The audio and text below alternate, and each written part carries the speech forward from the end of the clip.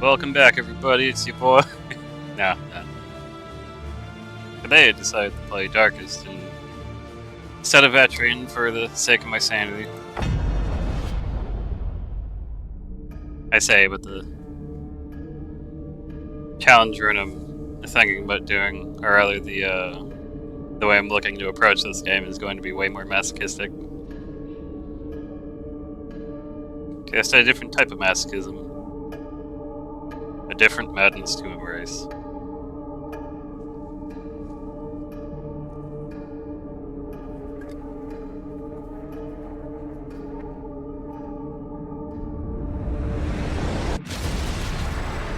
Ruin has found you at last. Oh shit, it's the Kool-Aid Man. My protege. My friend. Our calculations were correct. The ephemeral equation is unbalanced. The Earth spins on a strange and terrifying new axis. And everywhere, unbridled consequence. The world is a wasteland of failures past. And yet, you must ride out into it, unafraid.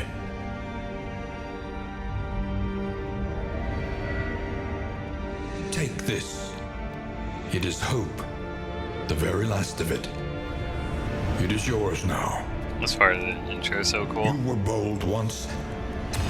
Be bold once more. Free yourself from this suffocating stillness. This part kind of Fix your sucks, though. gaze on the horizon. And face the fearsome truth. I'm sure there's gonna be some kind of context for the darkest pointing like there dungeon. was in the first one. Maybe.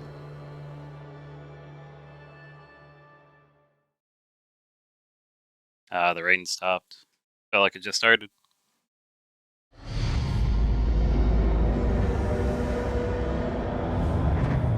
The seat of your denial, perched precariously in the murky gloaming.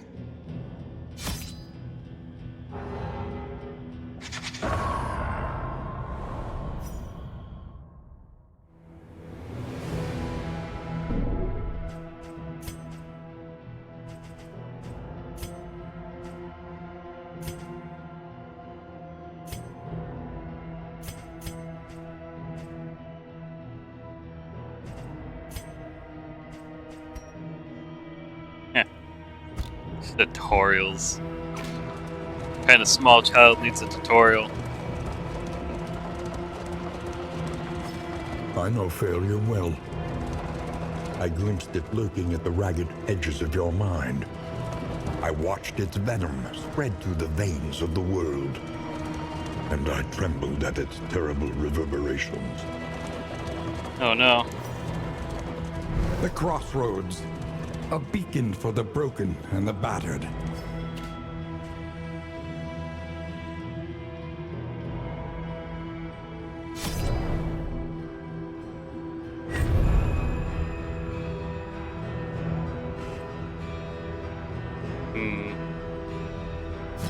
Pride. More devastating than the horrors of 100 campaigns.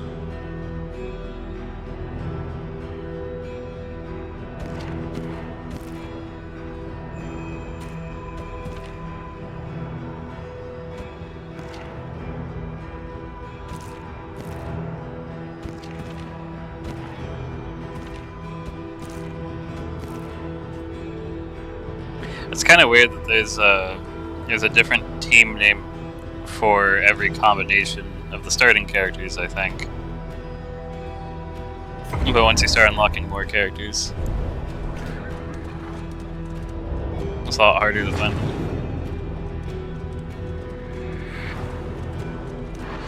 Onward. And let us hope enough yet remains of the world. I really like the aesthetics of the valley. I kind of wish there was more to You it. see, even your valley is not immune to the spreading stain.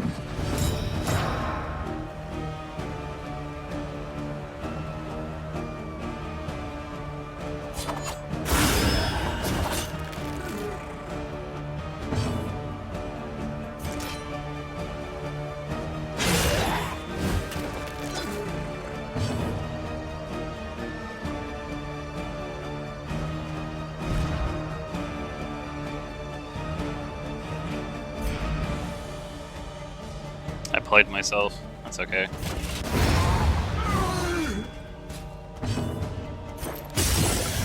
I was hoping for a crit.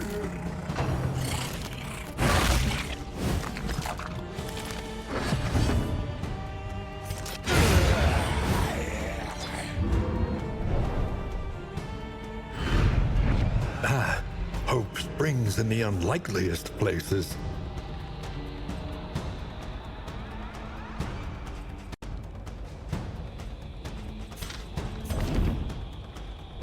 It's kind of a shame.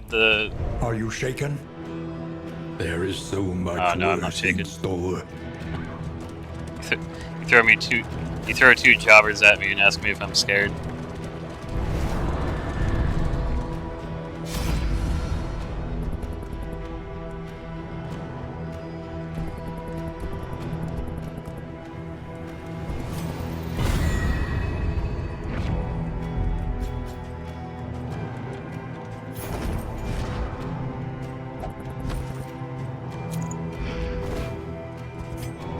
I should probably pay attention to what quirks I have.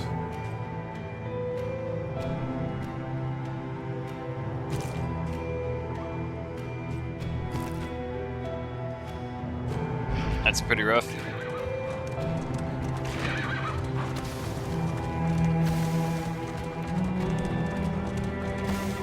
You can feel it. A change in the air. Oh, right. I felt like The bulwark of your denial is giving way. I felt like the old narrator lines were kind of plain sometimes, and they popped up a little more often than I would have liked.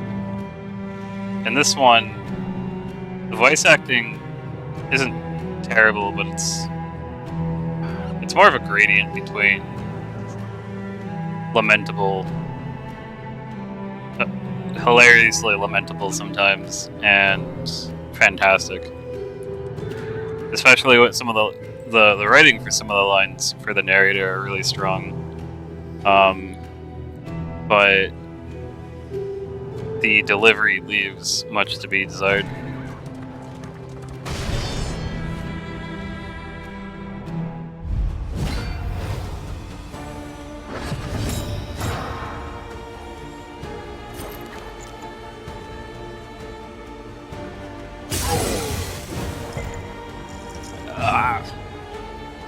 That's a shame.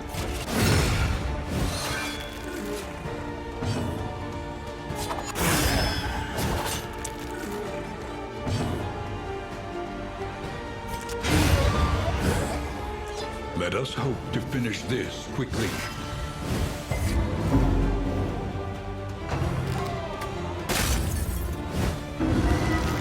The horde.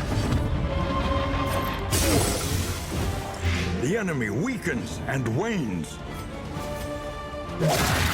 Nice. Ah. I get the high roll just to fail the plague chance or the blight chance, and then the next attack low rolls. What else is new?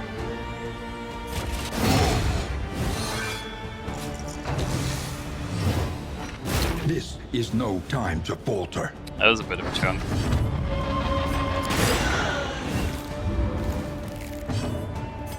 That's okay.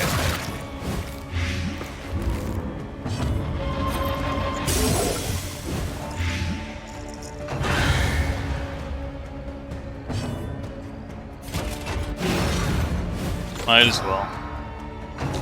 It's probably gonna hit the... oh, never. I was gonna say he was gonna hit the grave robber next. That would have been funny. That's just my luck. Oop. Meant to hit one. That's okay.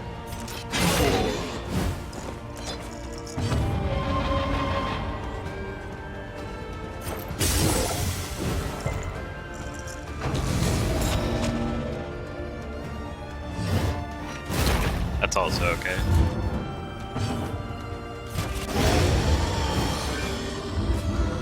Saving time. Search every shadow. There is a little light here.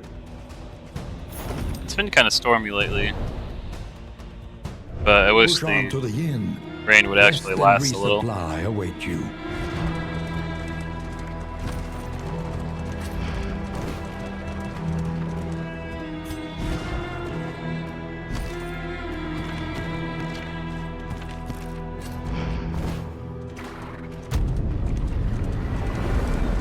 Wait, no, this is the end anyway. I feel like it's weird the tutorial gets to the first end and then tells you to screw off. Lower your guard. Soften your gaze. It is safe here. In the original, the tutorial in the original was a little better. Do not despair. There is nobility in the attempt. I wouldn't really call them tutorials, I guess. I mean, I turned the tutorials off in this. But as far as teaching the player through organic methods and intuitiveness and design, like I've been playing Etrian Odyssey recently.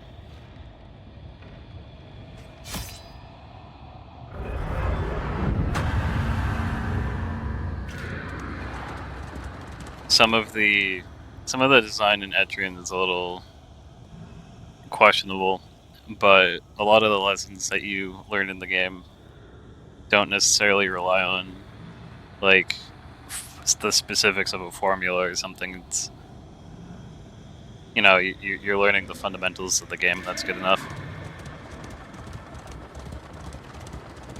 It was not a perfect world, but it was ours, and we must fight to restore it.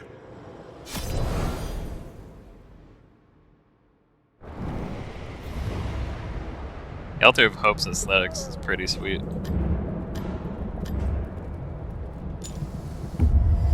Gotcha. Oh, hey, healing salve, sweet.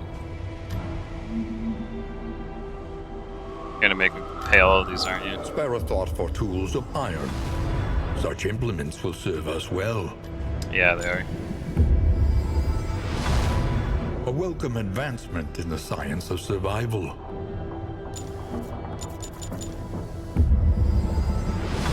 A drop of sanity in a sea of madness. To recall a thing is to make it real once more. Sanctuary, as fleeting as a dying star.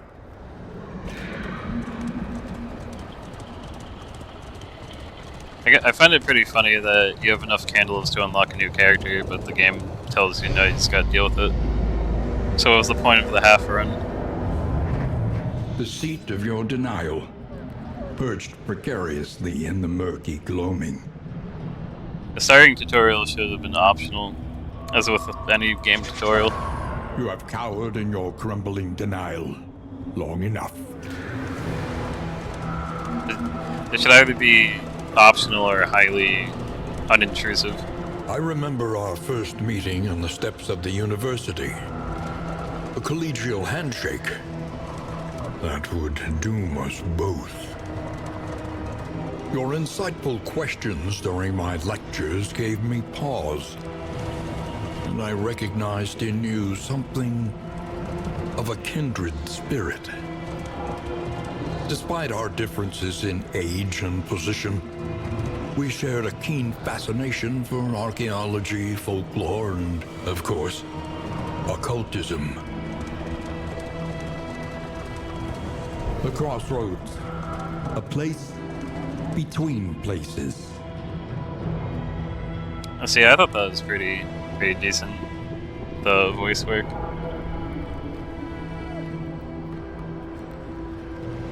I think my main issue is that sometimes the damn, I forgot his name already. The actor tries a little too hard to put on a voice in this one compared to the first. So some lines just end up sounding unintentionally goofy. More devastating than the horrors of 100 campaigns.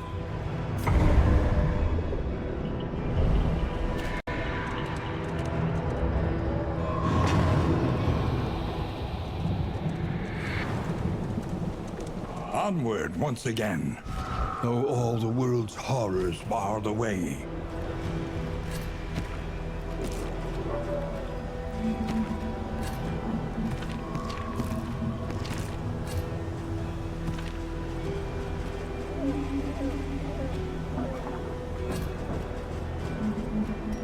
I shouldn't need the death blow resist buff for a while.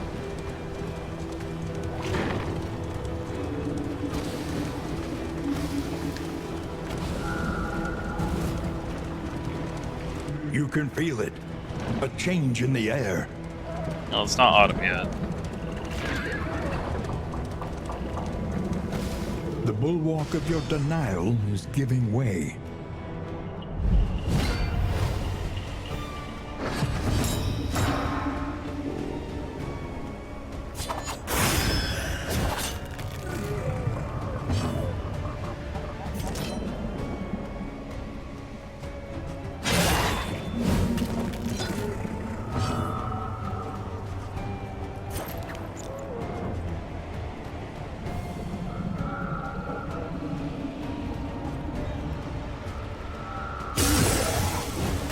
The enemy weakens and wanes. Yeah, no, that's not gonna crit. That's okay.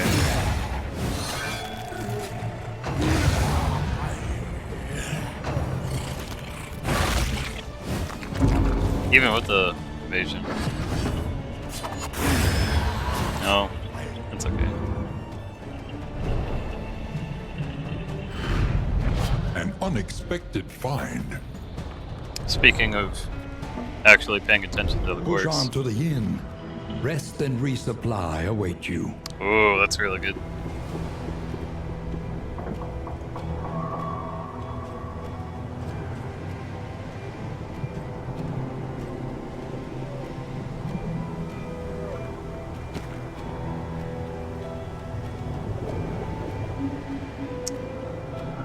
Yeah, that's oh no. I'm gonna want to get rid of Curmudgeon and try to actually clear so I can keep on guard. I'm pretty sure I'm not going to clear on my first try, but you never know. Oh, 50%!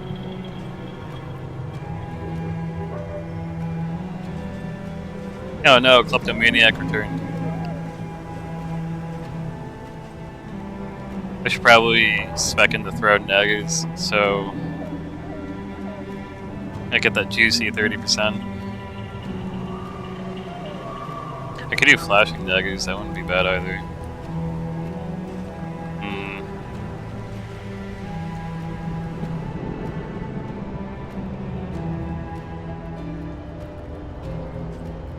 It's a hard choice on who to spec into. I guess I could be doing Tracking Shot to effectively guarantee crits for the Grave Robber. When sorting out party comp and what you're doing, I find it's pretty important to have a general game plan in mind, like what your characters are going to be doing every turn. There are yet places such as this, where a little light still gathers. And then what options you want to have for reactive play, or I guess like for not necessarily reactive, but just like what utility you want, and how versatile you want your character, like the different characters to be. I can't customize what their abilities are at the moment, but I can choose which ones I'm spamming the hell out of.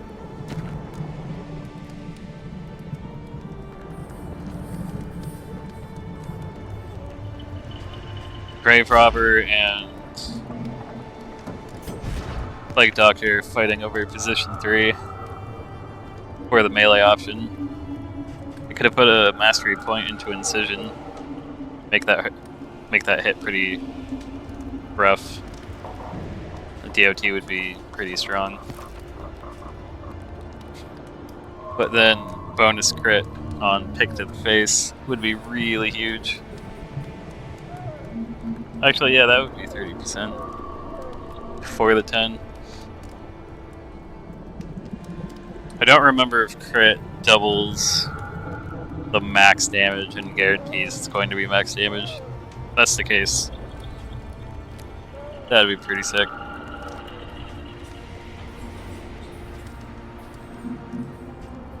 Yeah, all of our abilities get a crit book 30%.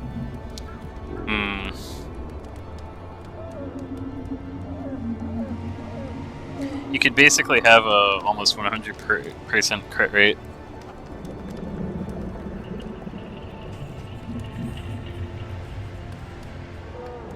So, if I'm going to have the Grave Robber almost exclusively used ranged,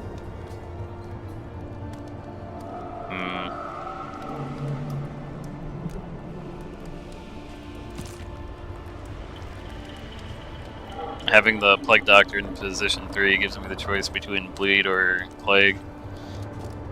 The melee hits harder, so I can rely on that when I don't think the DOT is going to proc in either instance. 4 to 7 is not bad. The crit's a little weak, but if for some strange reason Plague Doctor goes first, I can always pierce some resist with the mark. And I got lucky with Toxic Iker early on the gacha. Let's see.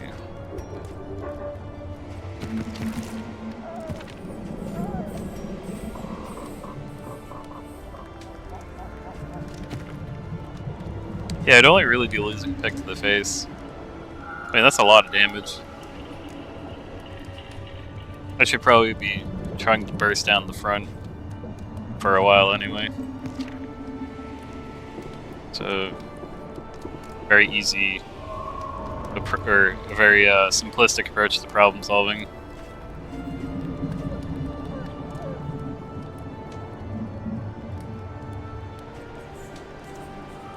The Highwayman, even at the start, has a lot of things that he can do.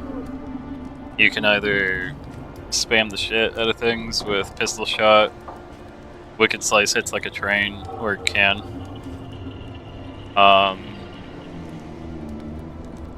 You can have him spam Duelist's Advance and alternate with Take Aim, while you have the Man-at-Arms loop Rampart, or Hold the Line. It's a cool on Hold the Line. There isn't one. You can only use it when you're in position 2, though.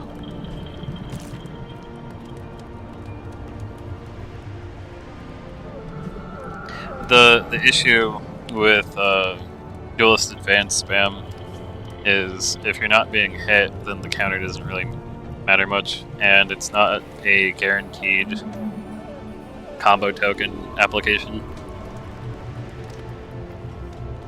Which, to my knowledge, the game doesn't actually tell you that the Highwayman has a special mechanic on his riposte. I feel like that's kind of a massive oversight to not properly give the numbers for something like that. And I guess where would you put it, but you just have a line of where is it? Like in conditions. If I remember correctly, the Hellion has her her unique mechanics under conditions where after you drop below 50% and 25% HP, gain bonus damage, but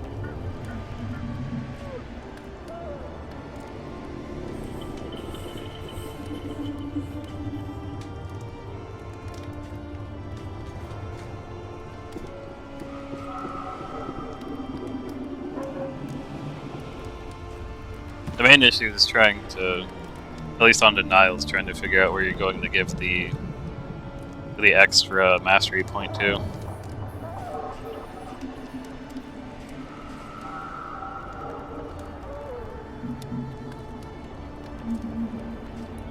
Probably gonna give it to Man-at-Arms.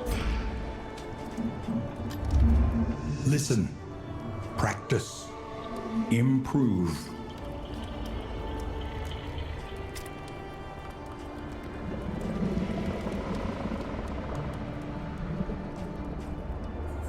It's a shame tracking shot only works in later positions. Yeah, I guess I don't have any position 1 muscle. I mean, I do, just not if I want to abuse the hell out of Thrown Dagger.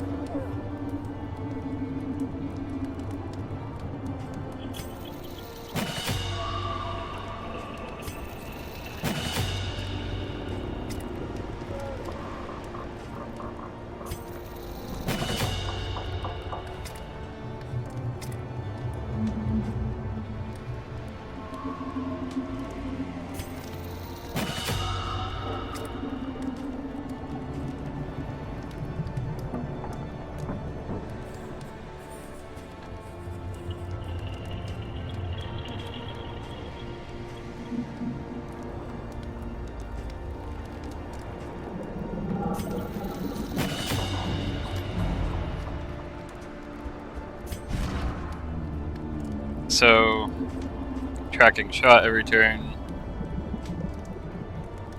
Take aim at the start.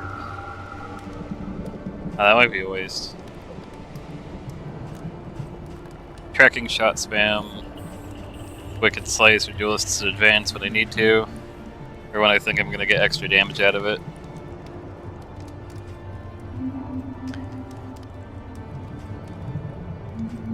And then have Grave Robber alternate between pick the phase and throw dagger based on how badly I need the crit and if I need the Pierce armor.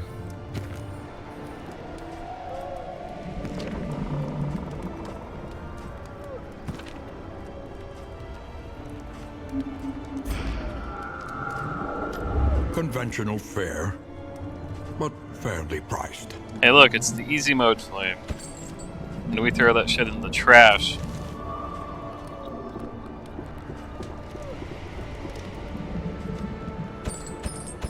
Not to knock anyone who uses it.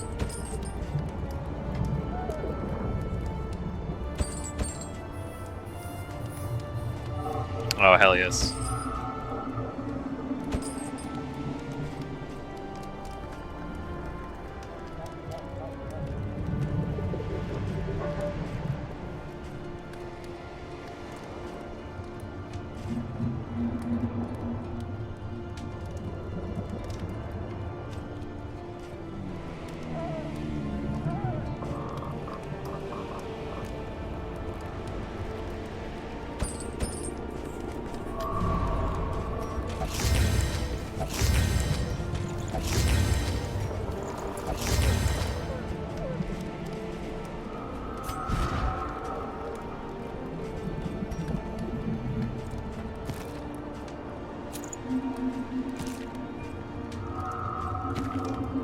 This is gonna be gross.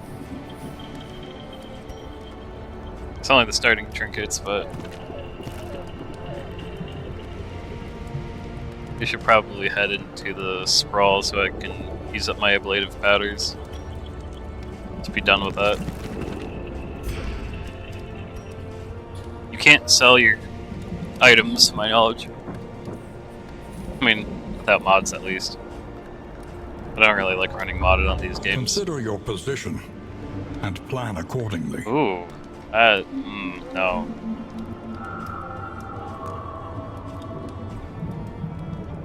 I'm not going there. I guess torch. Not gonna need the healing, I think.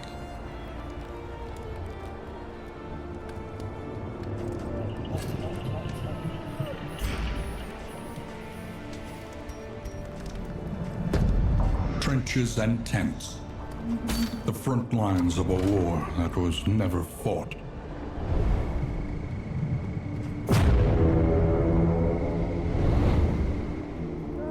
Oh no, it's the dramatic.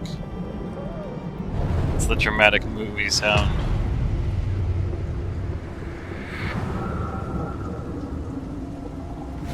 War Never changes. rewards only resignation.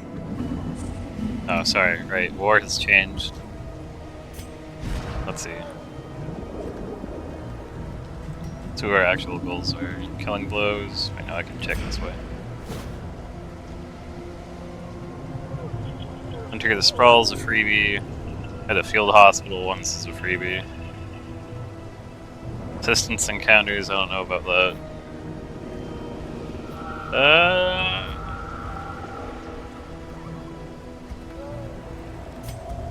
I'll move her up if I run into them.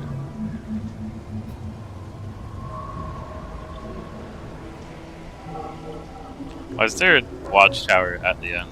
Why would you do this to me?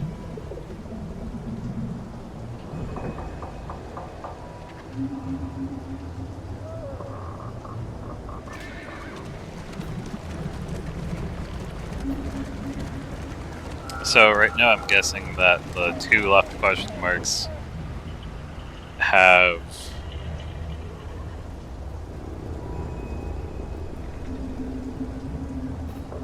or rather past these. So the fork is either go to the den, I should probably go to the den, or go to unknown.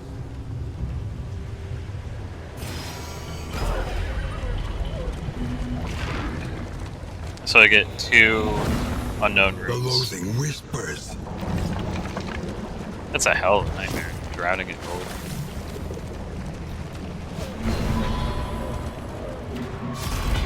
Or the An one inkling of question potency mark on still the right side. lingers in some of these well-worn Griddle! relics. I'm so upset I didn't get that at the start.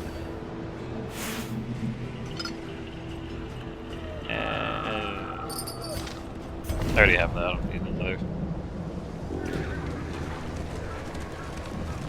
So I guaranteed to get a den, hit the hoarder, single question mark, or two question marks. Two question marks.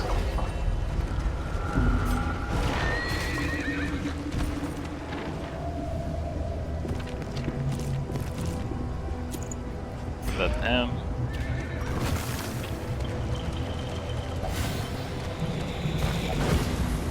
The So loathing festers.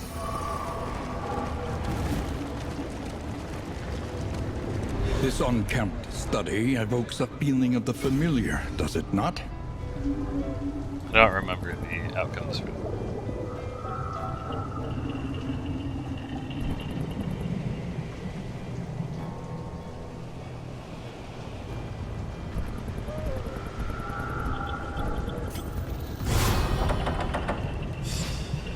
bloodthirsty. An unexpected find. Right, 10 delicacies.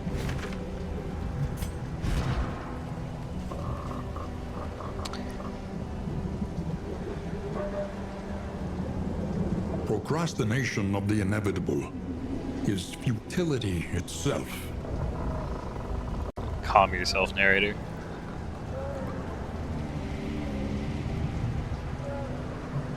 Someone's getting a wicked slice upgrade soon. Hope I have enough mastery.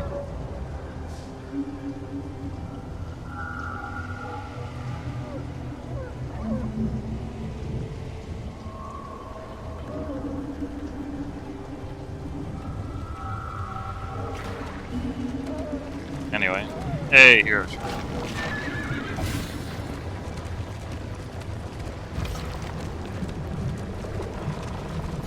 This is probably the most obnoxious part of the meta progression. The loathing howls. It'll be fine.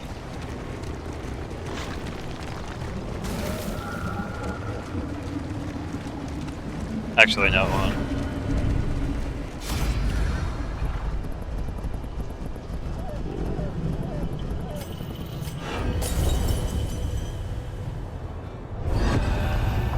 Plague Doctor. Chapter 1. The Good Student. Honestly, I just want Plague Grenade. Brilliant and bold, Her unconventional theories created nothing short of a scandal in her 4th year. The mocking whispers and scornful glares of her peers and professors had an ironically invigorating effect upon her extracurricular experiments. The mysteries of the human body, of life and death itself, hovered just beyond her scalpel's reach. Settle down there, If Frankenstein. only she could acquire a corpse of sufficient freshness.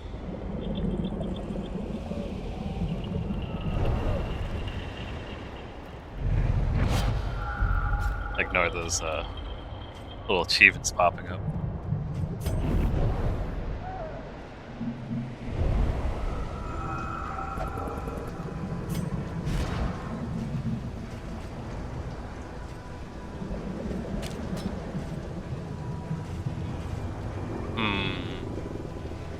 I should keep melee in case I unfortunately be brought to the front. I don't like getting rid of bounce prevention. It's pretty good. I didn't upgrade it, but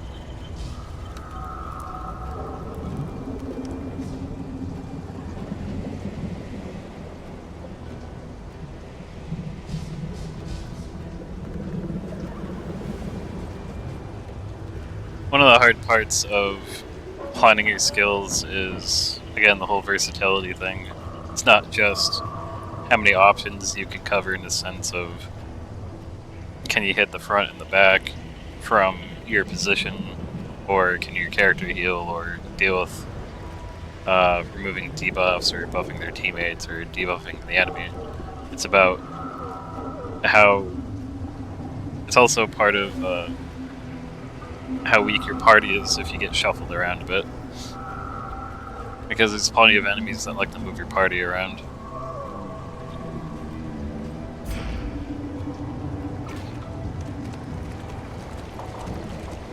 Early on, you can kind of avoid the really lamentable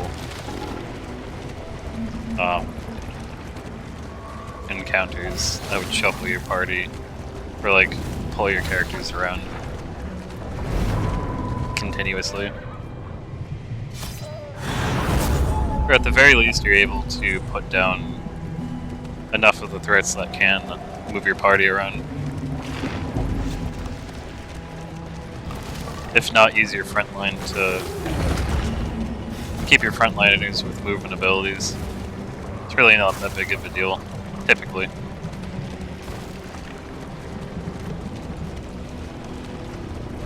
Oh hey, another shrine. The Wainwright awaits, eager to ply his trade. Ooh.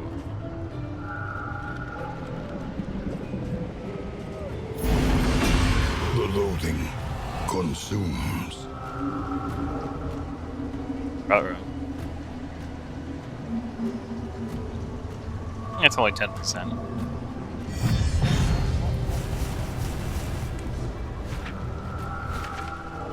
I could have avoided that, but hero shrines are more important.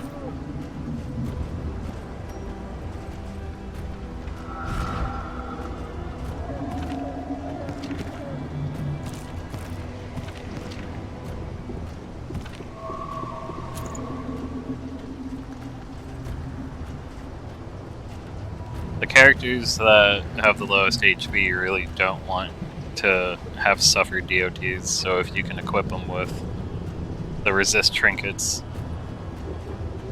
or at least have a lot of status gears. Bounce prevention is allowing you to be proactive, and I mean it's in the name. Not that it's much of a guarantee, but an extra 25% off of a starting 30 or 40 brings it up to a coin flip instead of, you know, unlikely that you'll resist.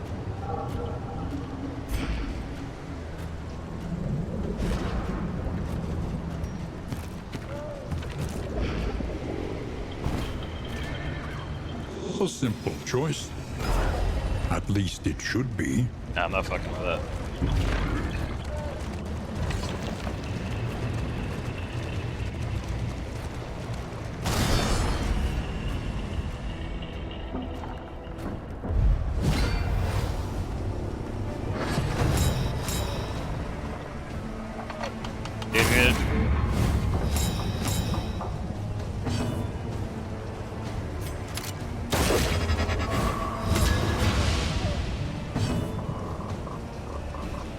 kind of funny how exploitable the AI can be. I should have blinded, but that's okay.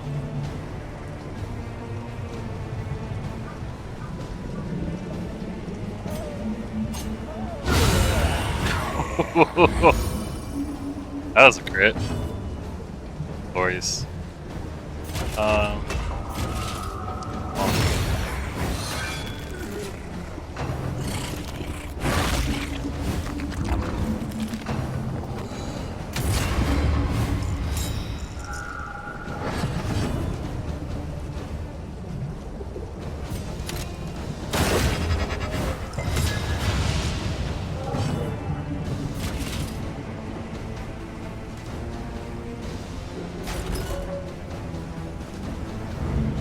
All heroes are human.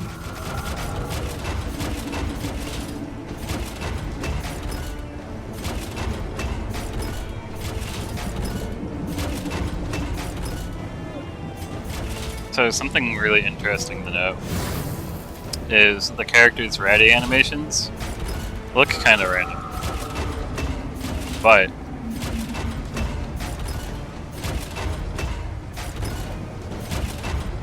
you might notice that the crush animation, or the crush ready animation, smoothly transitions into the defender and bolster animation.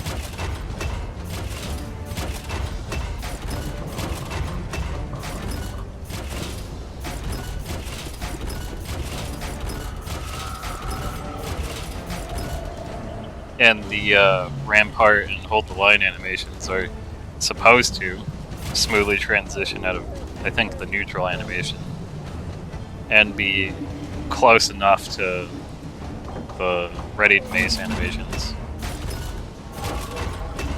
You can eye right in front of his head where he kind of like teleports.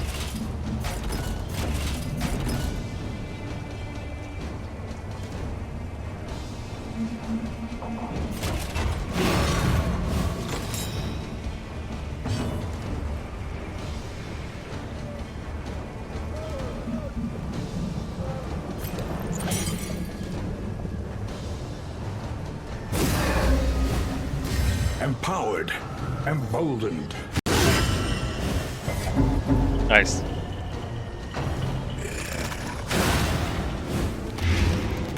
Oh. I was gonna say, see, the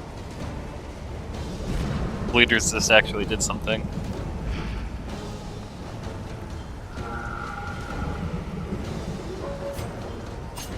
Oh, he moved forward too. It's okay. That's why we have an upgraded pick to the face for it. Blind him.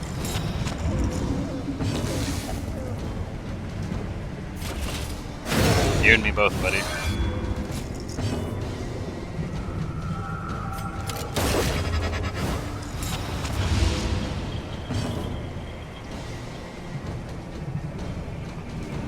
Remember, anything that makes contact with the enemies is considered a hit for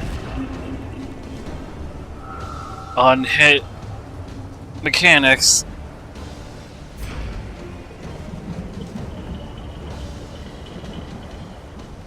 Oh man, Russian simulator over here.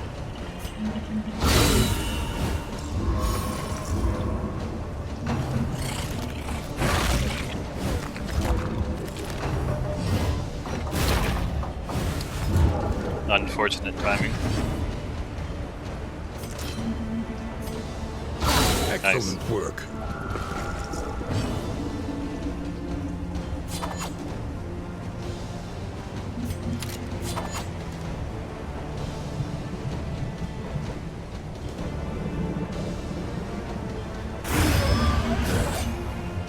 That The was work lucky. continues. That was beautifully lucky.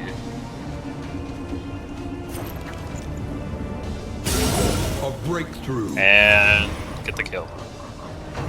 No! Unfortunate.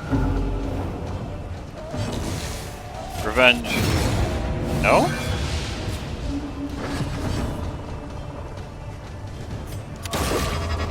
gonna stall so I can get the glimmer of hope.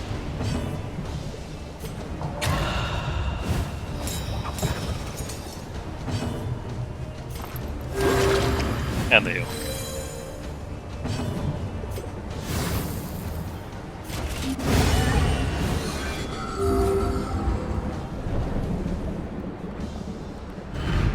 We are the flame, burning brightly for all the world to see.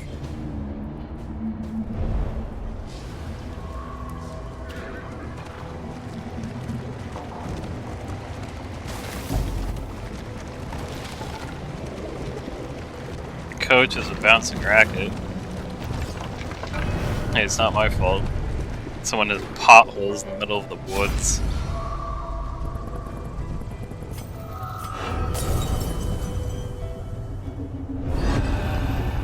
Chapter 2. Head of the class. These portraits are gorgeous.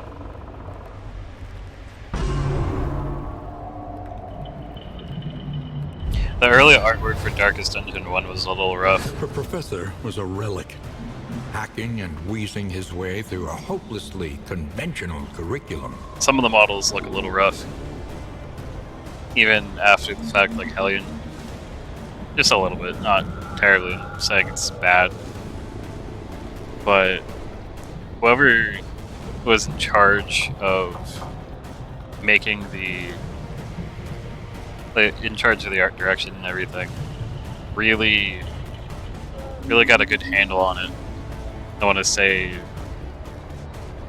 towards the end of Darkest One's production, and then 2 is such a it's a very good looking game.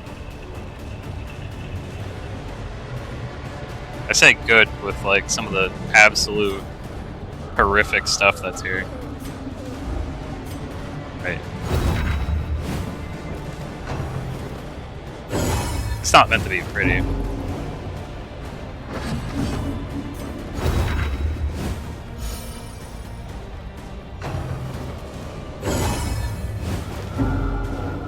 Some of the 2D on 3D clashes a little.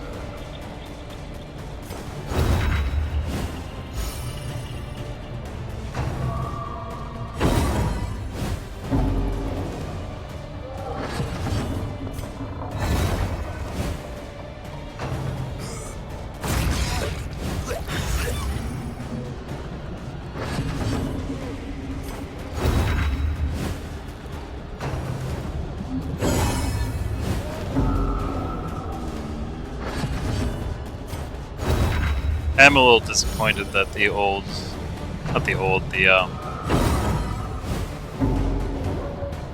models from the memories, or from the shrines, I'm not paying attention. Not paying attention. Yeah, I think I missed my chance. That's okay. I think.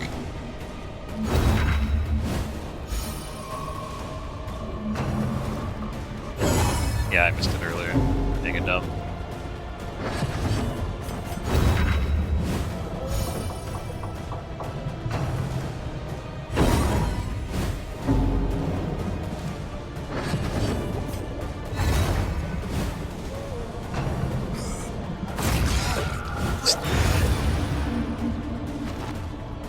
Spitting such hot fire causes old man to die.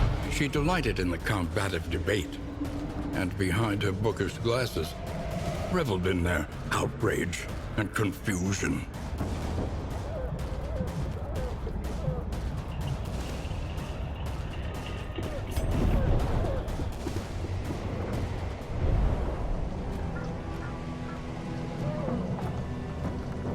The sound design is 90% pretty good. The 10% being like that post-sequence music. It's like a 5-second loop at most.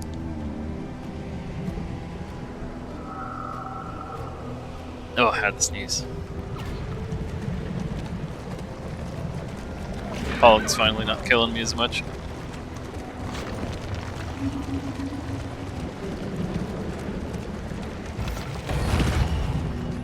Mind your wheels.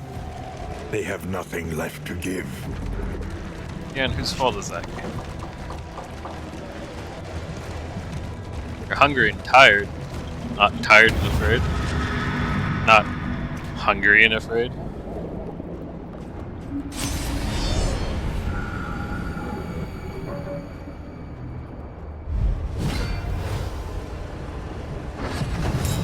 No, I'm not going to play Fear and Hunger.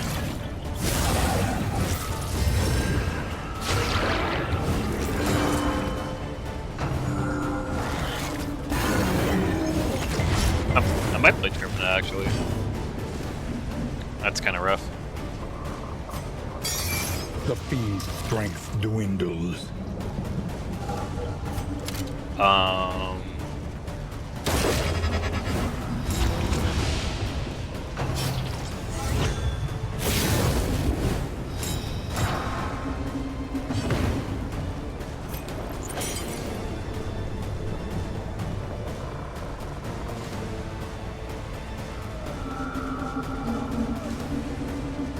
This is a hard one.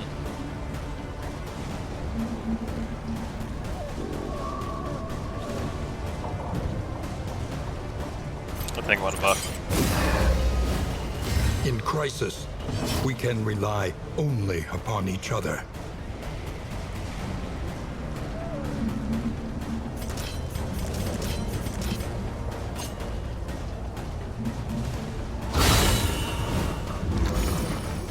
Lamentable. Nice.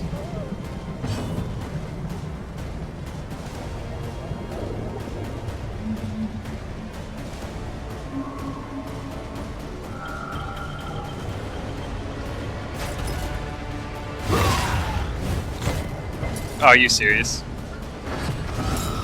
What happened to the minus 20 mover list?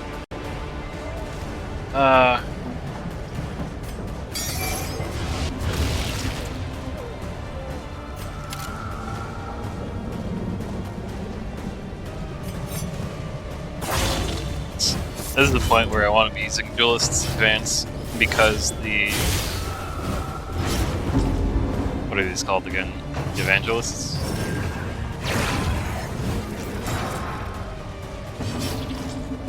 Yeah, the Evangelists have an attack that Let hits... us take a closer look at the thing. It's not showing it, Repulsive as it is. but it'll hit two party members.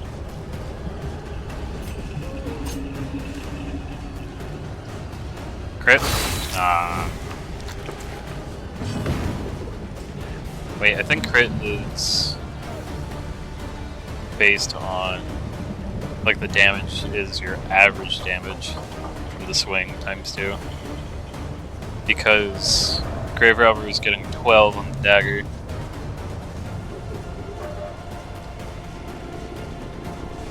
I mean, I think that should be 11, but they probably round up.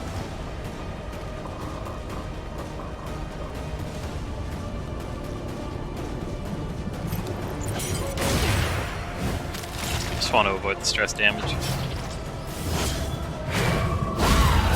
Beautiful. Fantastic. Not great.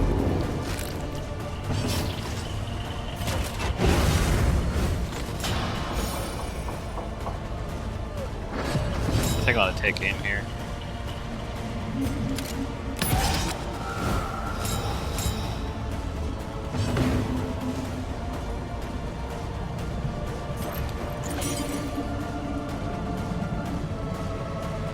I could get damage on the Evangelist. Yeah, that would kill it. That would kill in 2 turns. If she doesn't get healed by the bagpipes. Excellent work. the fleshy bagpipes. Oh no, the altar. Okay, those are heralds. I'm gonna want to kill that too. It's not in a good position at the moment. A lesson taught is a lesson learned.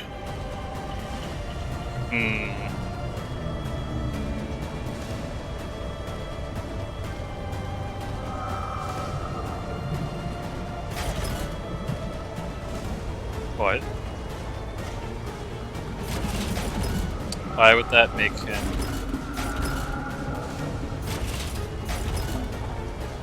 Why would that make him upset? Moving the target out of range? I'm so curious. I really hope I don't get muted.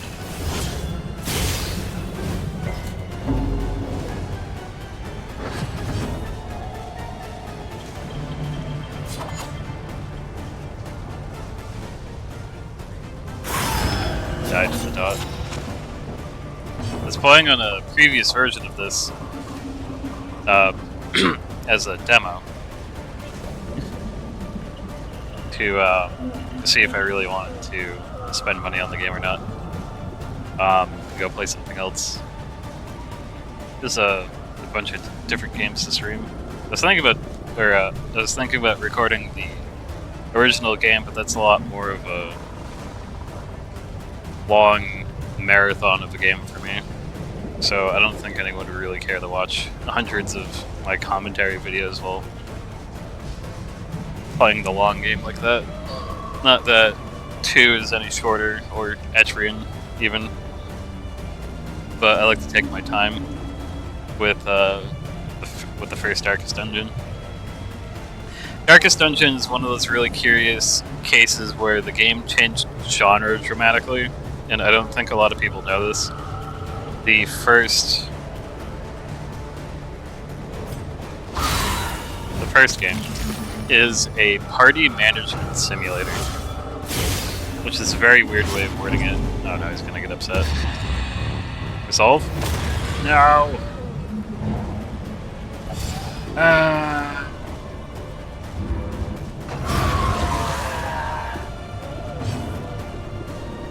I wish I could turn the coach around. What happened to running away from battles? This wound, at least, has been tended to.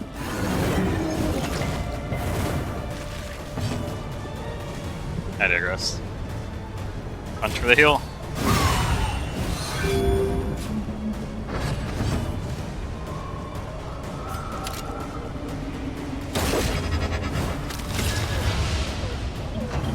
Mark this asshole. I could have marked one of the corpses for Firestone to heal up.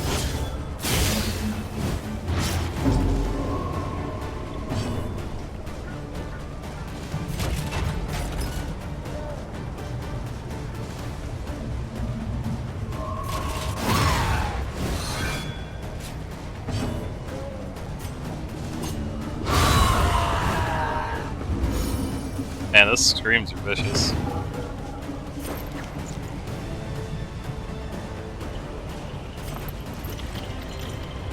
Yeah.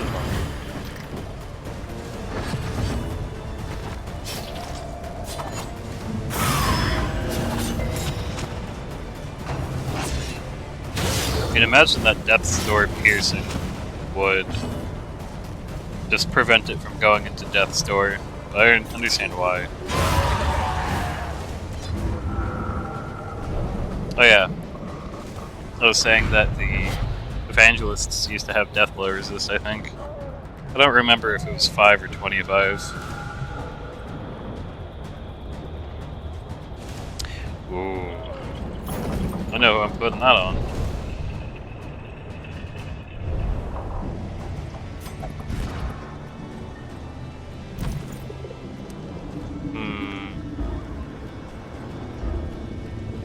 I don't have any space. Okay.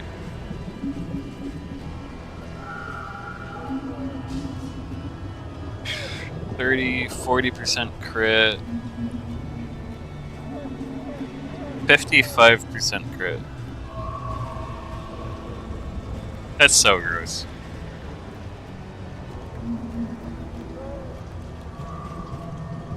$105% crit. I don't know how I feel about that.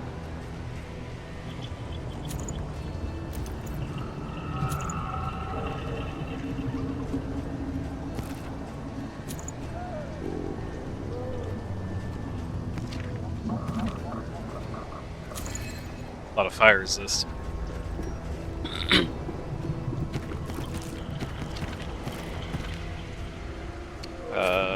He's fastest, so I should probably give him the blind cure. Give him the blind. I should probably give him laudanum.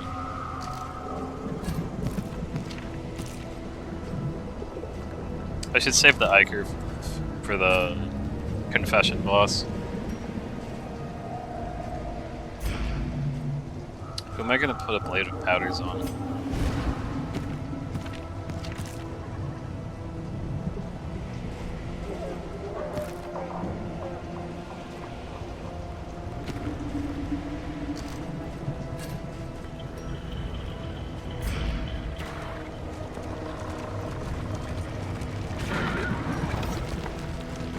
The hearth calls out to the weary. Or like I want to make some pancakes.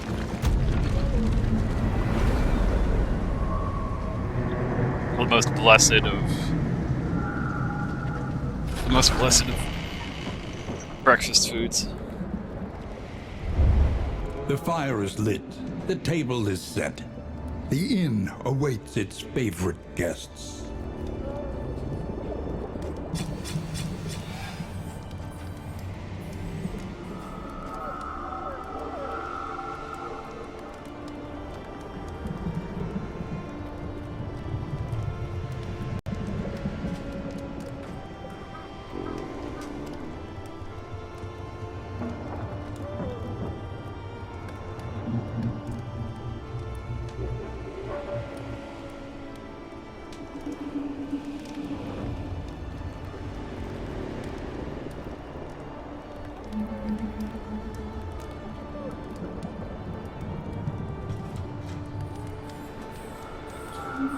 Ugh. Sorry about that. Jinx on Plague Doctor is pretty funny. It's not as good as having it on a character of Taunt or Guard.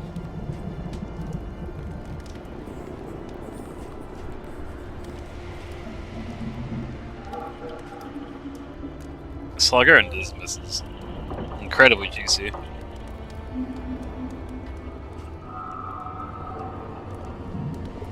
I think the riposts might count for this from the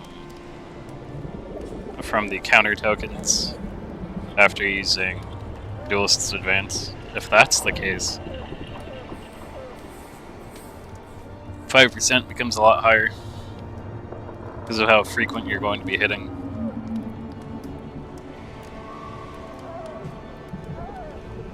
Barristan getting a damage decrease is pretty inconsequential.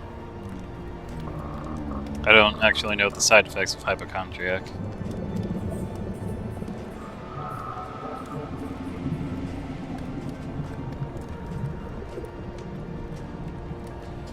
Oh, I didn't succeed in the right. My flame got unfortunated.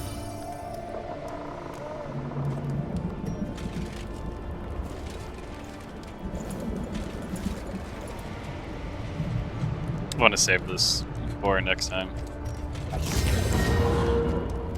Are you serious? Just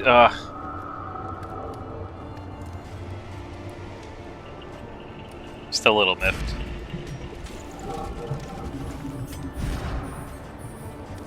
Okay, I want to throw it on her.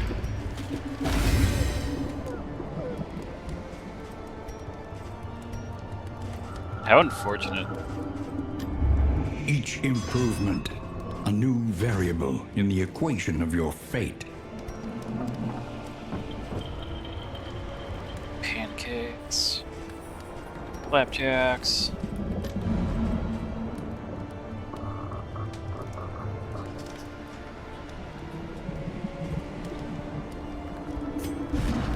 Someone's relationships with the crap. I think it was Barristan. I gotta fix that.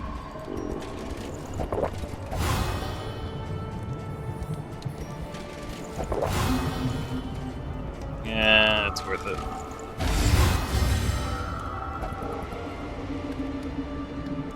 Yeah, I bet they would.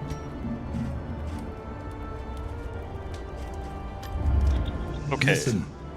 Practice. improve.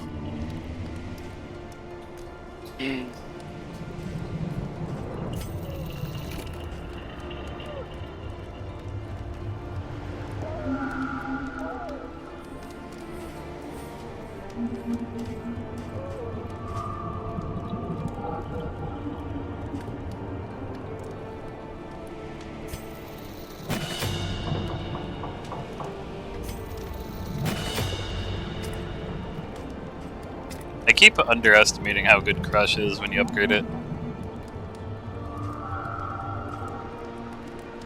I think the main problem is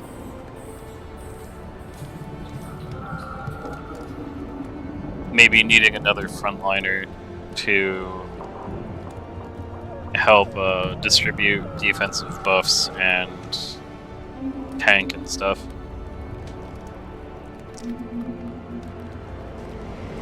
Normally with Defender, you're almost stuck in a loop of continuously guarding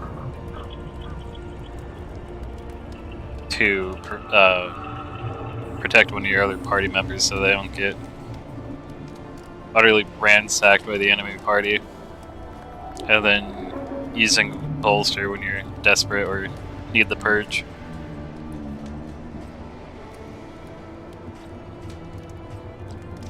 It's hard to find the time to do certain things.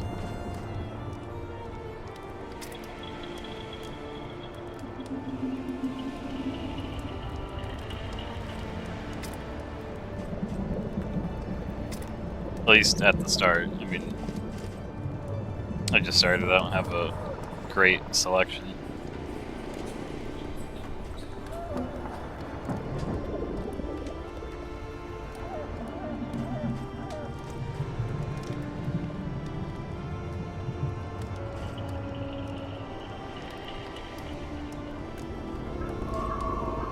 Buffing and boldening vapors seems like a gamble.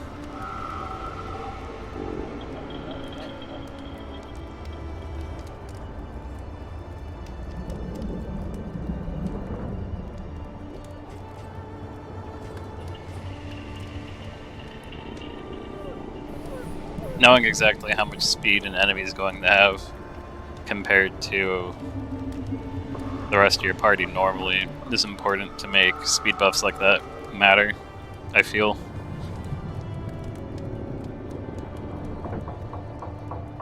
I think it's interesting if you apply it to yourself if you need to heal someone in an emergency. However,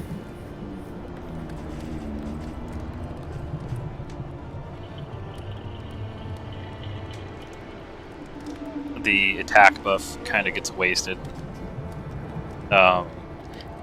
Not necessarily, but you're hasting yourself and having bonus damage to make up for taking the turn to haste yourself and then also heal an ally. Pretty sure the strength doesn't apply to healing values whatsoever. Outside of Incision, Plague Doctor doesn't have any real ungood damage early on. That's not... I mean, like, even later, that's, things become more situational and still relying on applying a lot of DOTs early, if not, like, with your entire team.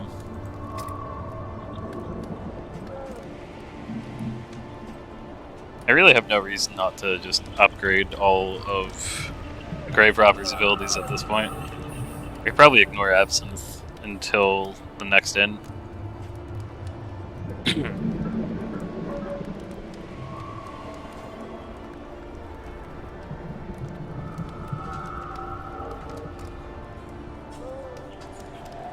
%35% chance for flashing daggers to crit, not sure if worth.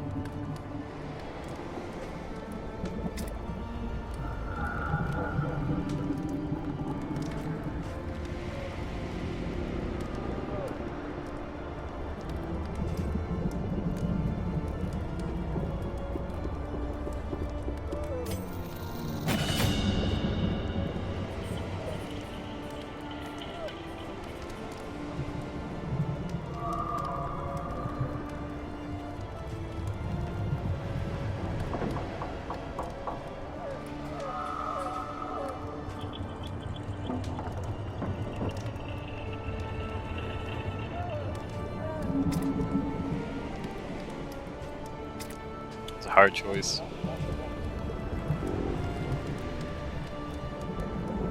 I think I'm going to get rid of... No. I was going to get rid of Ounce of Prevention or the Blind for Plague Grenade, but I think the Blinding Gas is going to be more important. There's no reason to upgrade it though.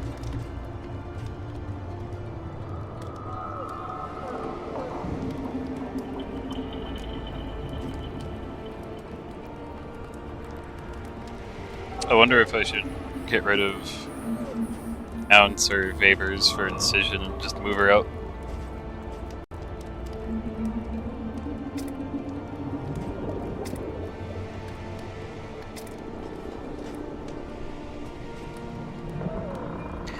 My 4th slot character is going to get screwed by Denial anyway.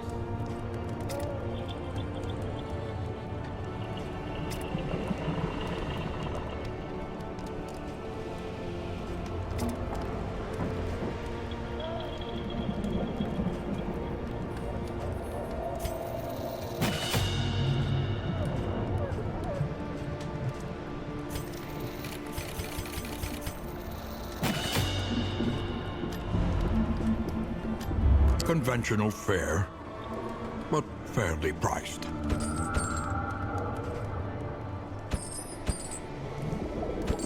A bit of comfort on the road to damnation.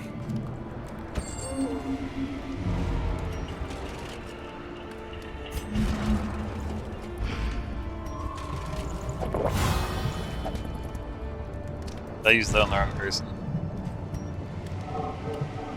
I did.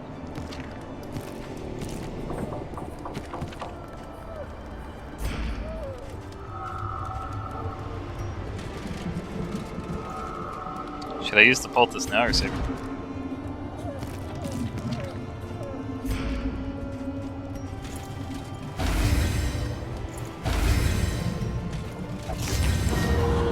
Really? What's the chance of that even happening? 5%. 5% chance for one of them to get dysentery, but they both got I'm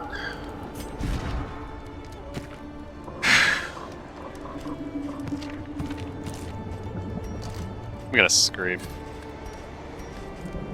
Make the most out of a bad situation, they The say. provinces and cantrevs of our land, crumbling and undone. Avoid the field hospital. No.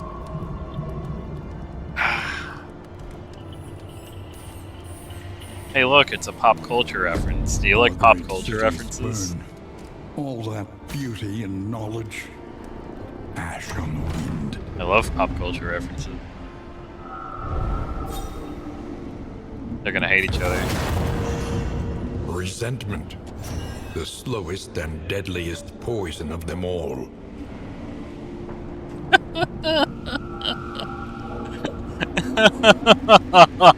Oh no. It just...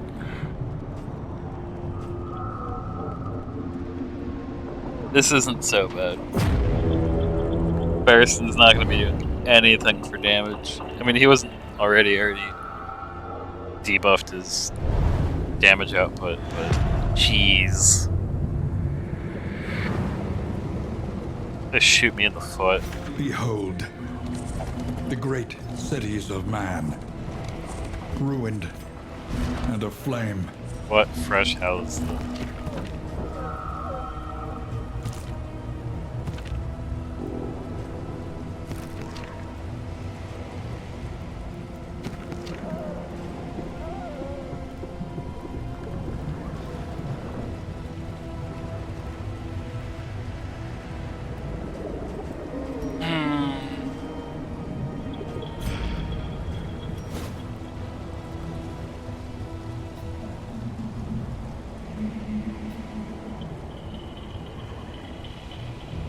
I'm not gonna have the money at the field hospital. Oh no, there's one up here.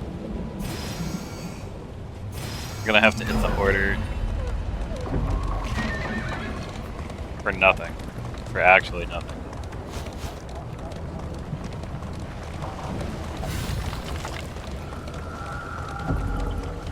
He chatters Turning your carriage incoherently, around is but his prices cute. remain fixed.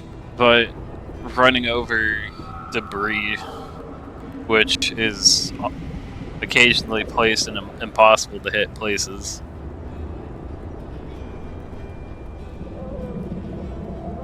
is a little low-end arcadey. Get the hell away from me, you crazy old man. Exactly.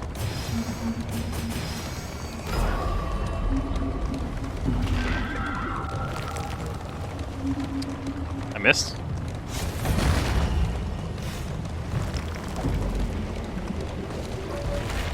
Abomination of the road. It's funny that they say driving in circles when it's a straight line. For the most part.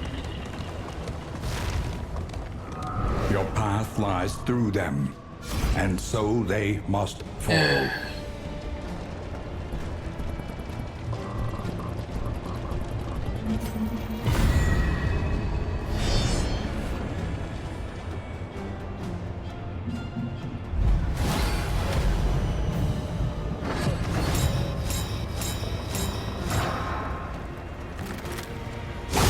Hold fast, for who knows what lurks in the beyond. That is terrifying. I didn't even get a chance to kill it before it ignited.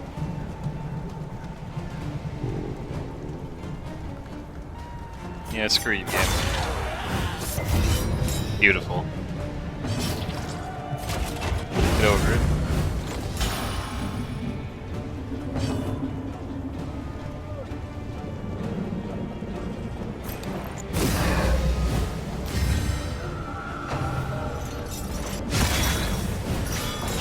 I don't know if the layer is on the path that I'm going to be going on. Crit. Yeah.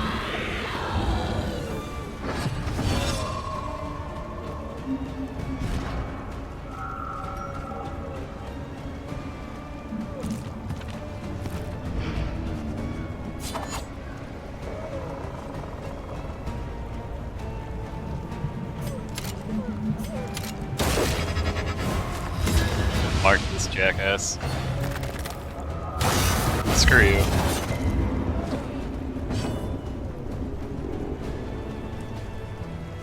How blood's it? How bad does that bleed?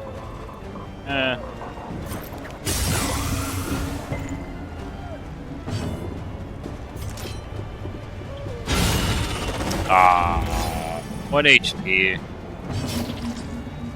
That's fine.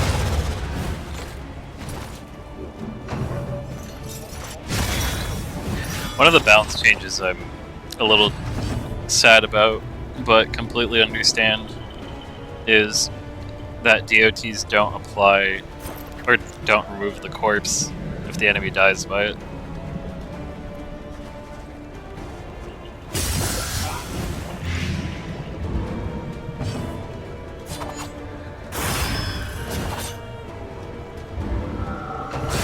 Deliberate and methodical appliance of harm.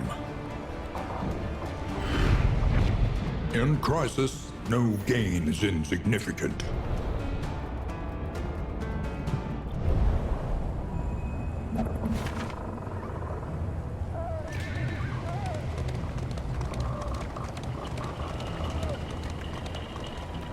I don't have enough. I don't have enough relics. Oh wait, no, there's a road battle. I might get just enough. I probably won't. I think I'll only get 2. But if I get 4, that's gonna be huge. Be able to get rid of someone's dysentery, I think. I think it's 16. I could be confusing that with quirks.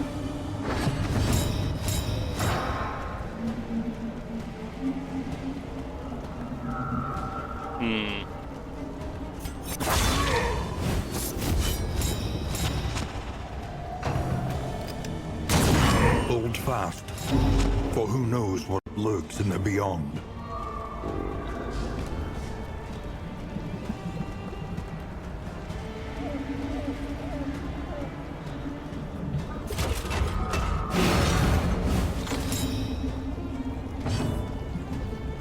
Yeah, he's not taking any real damage for a while. I don't want to bleed. In crisis, we can rely only upon each other.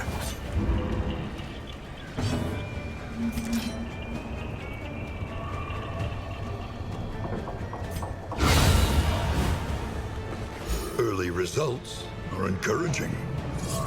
Oh, right, I need to I need to move up.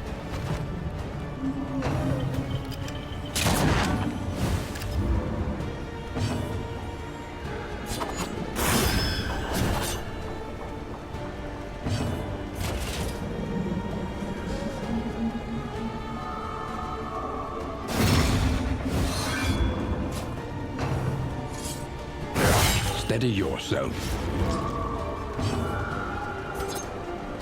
Well done.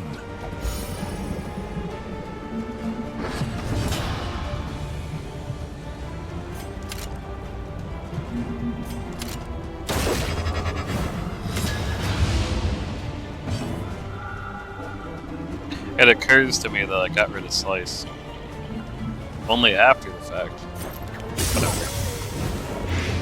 Is it the killing blow if it's my DOT?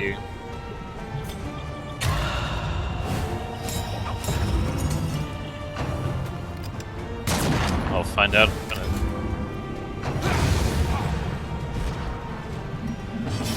Yep.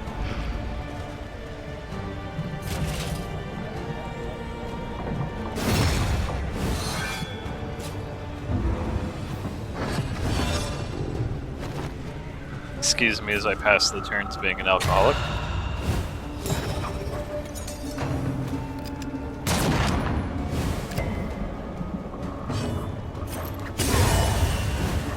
Nice.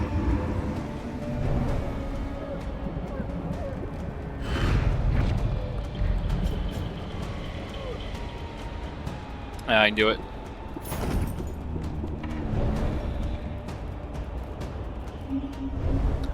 Hope I can afford it. I'm pretty sure I won't be able to.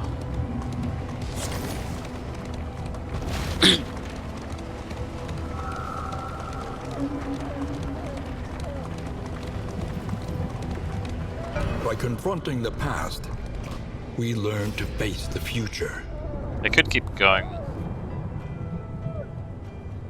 after unlocking Plague Grenade, but I think I might want to unlock someone else's.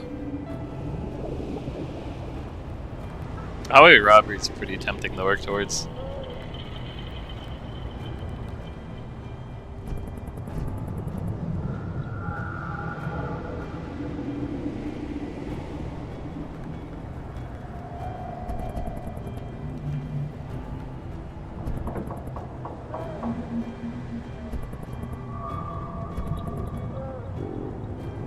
Yeah, I'll just do it in order. Chapter 3. Extra credit.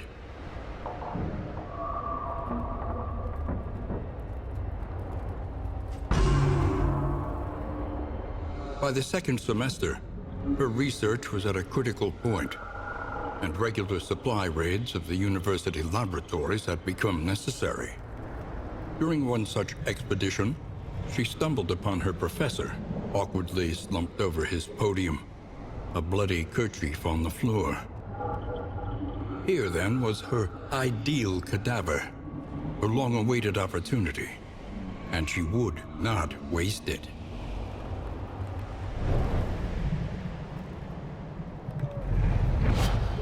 Frankenstein, contain yourself.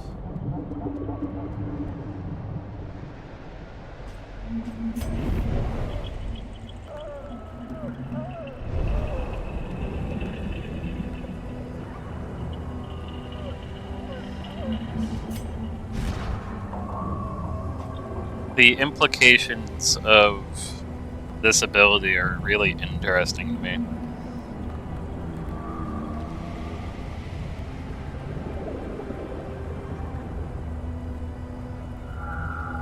It's a heal on a cooldown instead of having a specific amount of uses. It's only a cooldown in one turn too, so you can alternate between that and applying emboldening vapors, or buffing, or whatever it is that you want to do. As I was saying earlier, if in the case of the thing that you want to do every turn has a cooldown, then having your other turn be free up in the air like that doesn't leave you totally constrained to, I need to spam my DPS option. I mean, ideally, or I guess like optimally, that's what you would want to be doing, is trying to map out the most value that you can get on a turn as far as, you know, damage and healing numbers, etc. goes. But because there's a lot of statistics or statistical chance to consider, as well as general strategizing with what the different enemies are likely to do, as well as trying to conform to the game plan of the rest of your party. It's a pretty decent game. I don't think it's quite the same as the first. There's some parts of the combat that I'm not entirely pleased with, but I feel like the combat in general is, I guess, a little bit more, I don't want to say streamlined, but like you have the damage increase tokens instead of having like a smaller percentage that's harder for the average player to understand. Doing 50% more damage is pretty straightforward. A guaranteed crit is pretty straightforward. A coin flip to miss or 75% damage reduction is pretty easy to understand.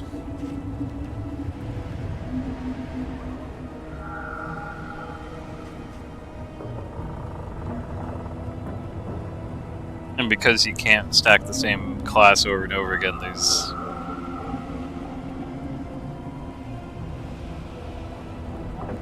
I don't want to say there's less cheese, but it's not like you can have 3 antiquarians and spam vapors and laugh. Not that that was particularly strong, but it's difficult from a game developer perspective to try to limit what the player can do but still keep the game interesting. Especially if part of the emergent gameplay or like the wacky strategies that players can come up with rely on multiple of the same class or character or whatever.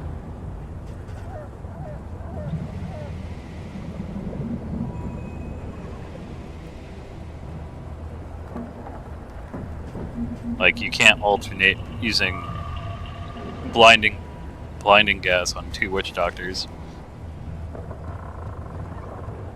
I think this game would be incredibly interesting to see how that turns out, but I'm sure that the game's balanced around how it currently is.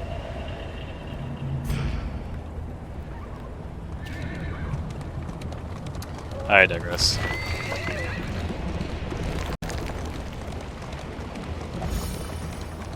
It is low indeed, to profit in destruction. My original impression of the game was pretty rough. I wasn't very happy with one of the early access builds, I think. There's a lot of suspicious amounts of RNG in the game. I think that excuse me.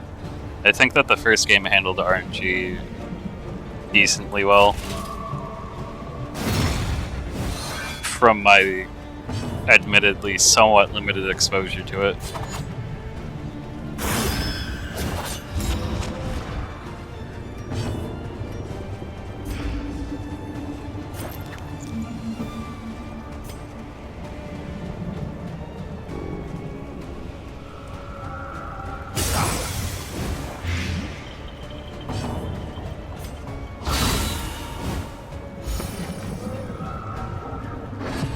Look at this beautiful pain train.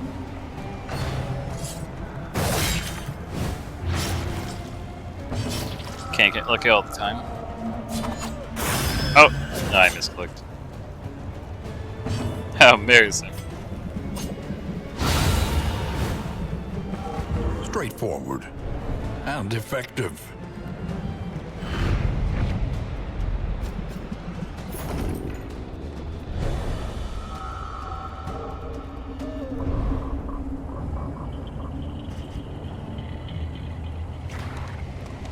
I like that you can rename the characters, but it feels a little weird that you can still do that.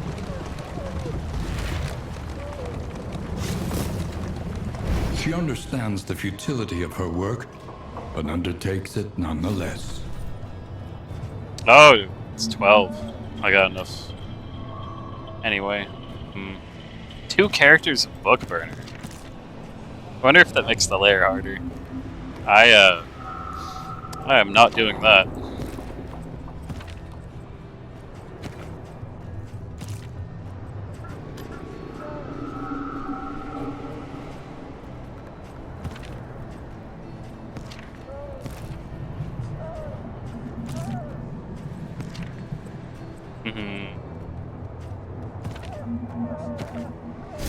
We can suffer no sickness on this pilgrimage. 5% chance. Such a good line. Suppose second opinion sometimes. An elementary problem, is it not? I was thinking about avoiding the field hospital, but Hero Shrine is more important. I could have got there anyway. Damn it.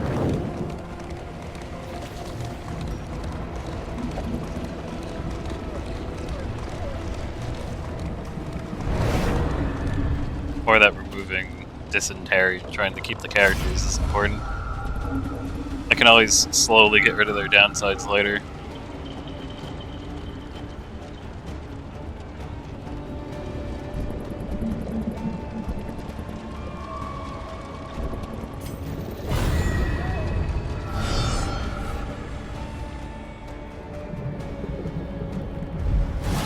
I'm kind of sad that there's no abilities that increase the torch, or at least I don't think there is.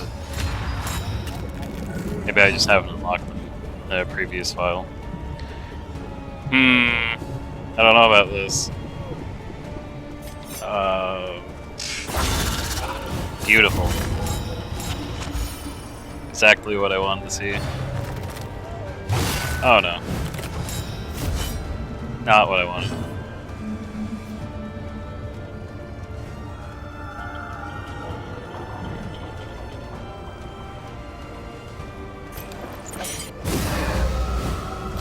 Empowered, emboldened. It's always tempting to resist putting up the buffs early on, but just get it out of the way.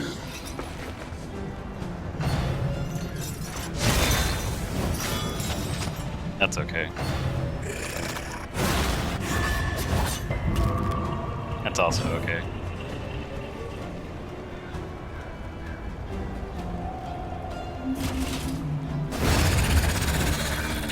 I hope that doesn't bite me in the ass in a minute. Hey look, another pop culture reference.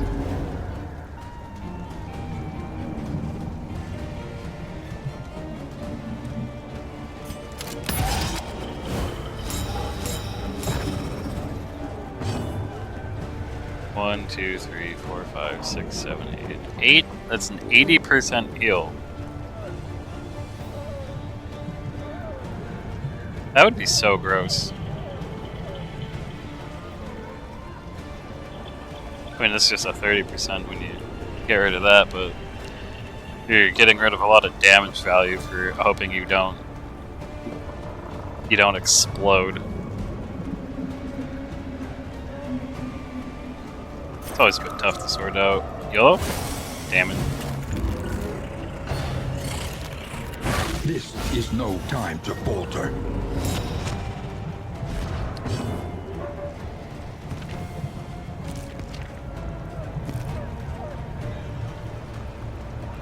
That's pretty rough, but that's better than dysentery. Unintentionally increased my max HP, thanks bud.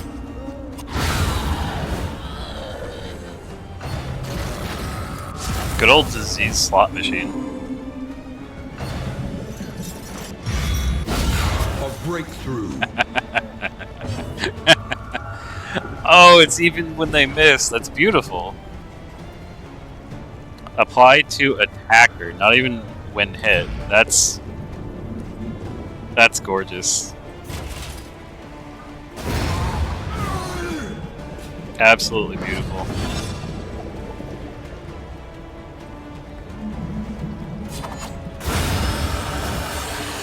Just the same.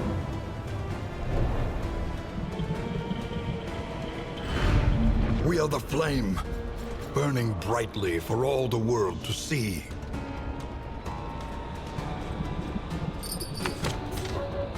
I don't think I need those trinkets. I sure don't have fire on me.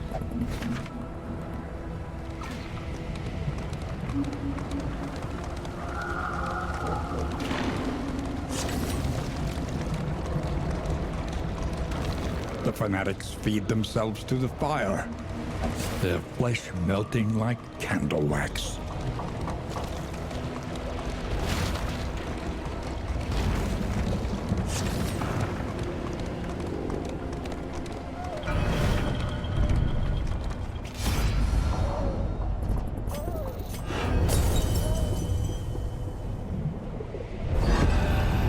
Chapter 4. Failing grade.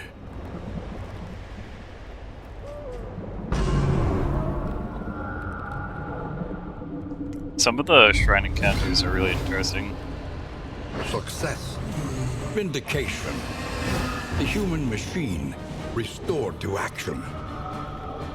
Right, I was gonna bring this up earlier, and then my my old manness shone through, got the better of me.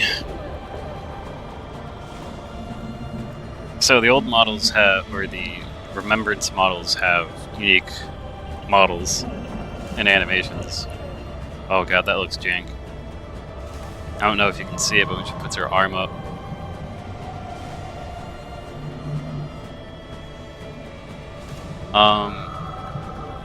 I don't know how much effort it would have been to have the old have these models use the normal animations. I don't know what visual jank there would be. And I have no idea how much time it would take to animate that and make it look good.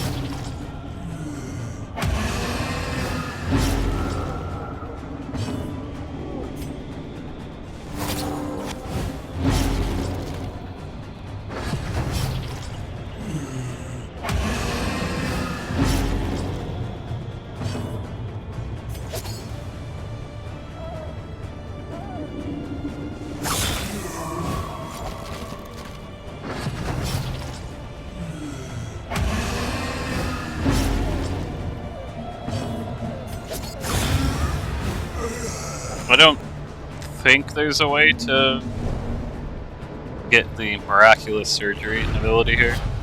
The shrieking I mean, to use it. and wailing was horrible. But the silence that followed is even worse. That was a cute way to catch me off guard when I first saw that. Subverted my expectations.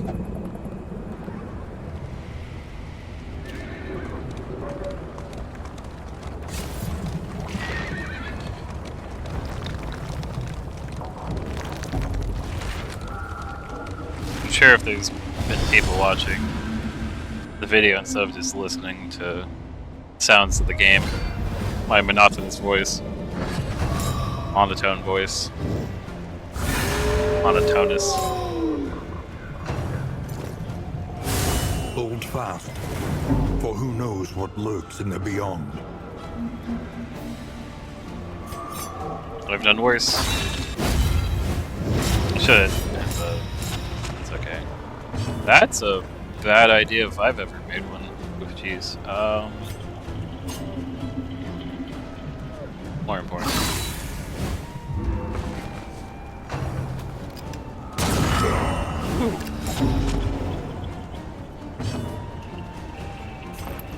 Just a flush.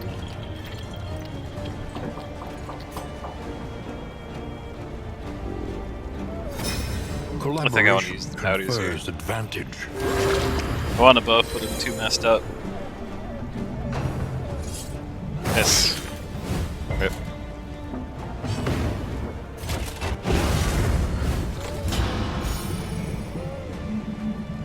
It's actually pretty good synergy with that quirk. Okay. Bound to get slapped.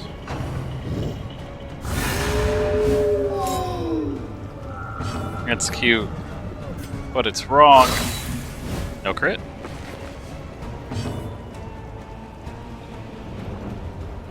Fourth?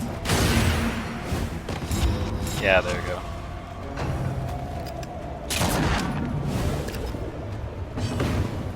Nice aim, Jack.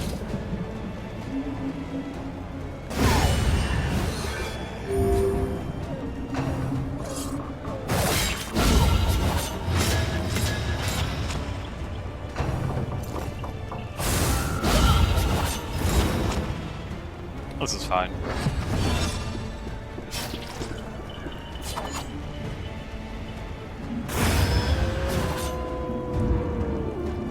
That is a pretty wicked looking slice. This Chad. Bless him.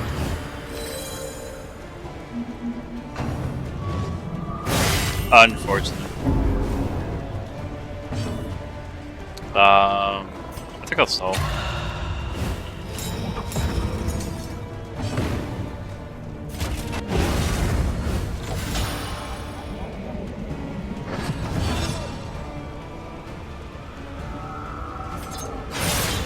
Hoping for the crit. I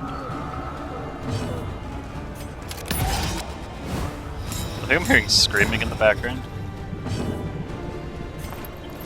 A calculated generosity. It's not there at the moment. What a welcome one, Yes. nonetheless.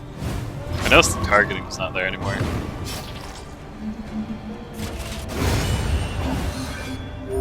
Nice. Topped off a bit. Topped off enough.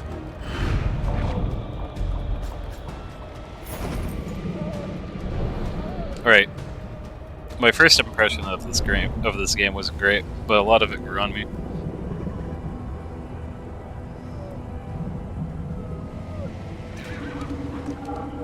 Not to immediately digress again, but that's horrific. Whoa, jeez. It's the sign. Stuff like that's gonna haunt my nightmares, regardless of how poorly it's drawn. Not that it is drawn poorly, it's just, you know, it's low detail. It's the art style. Winds, It's more comic-y. tidings. No doubt the source is within. I'm not staying here long. Anyway.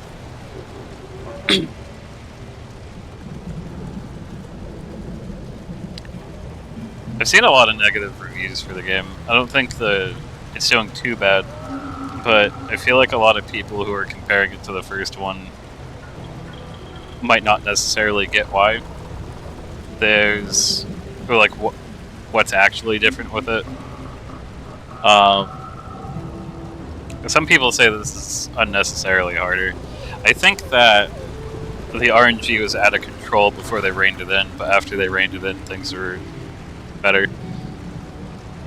I'm not sure if some of the death blow resists nerfs on enemies were really warranted. I'm just saying I don't know better at the moment. I wasn't wild about enemies that have death blow resist as a thing, because I really liked what the first game did with corpse management and ways to work around it, and the game being more generally volatile with damage numbers in both directions. Like what the Highwayman hits pretty consistently high early on, with the HP numbers being a little lower. I'd have to look up the specifics.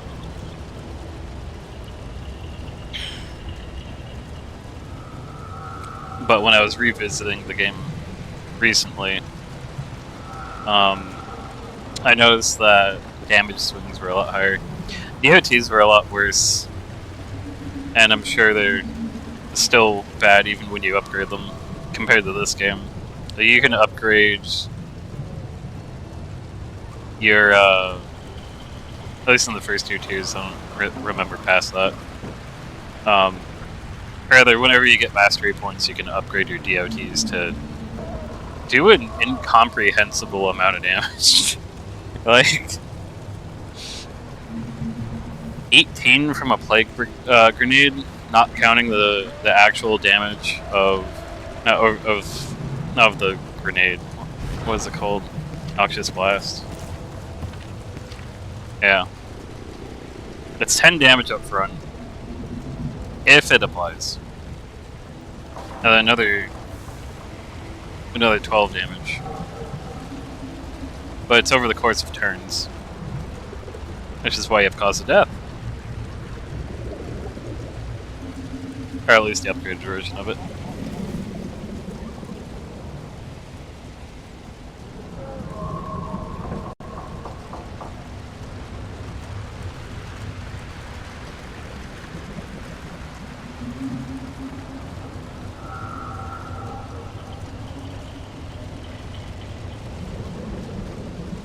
But then again, the numbers felt like they were supposed to be a little smaller across the board in that game.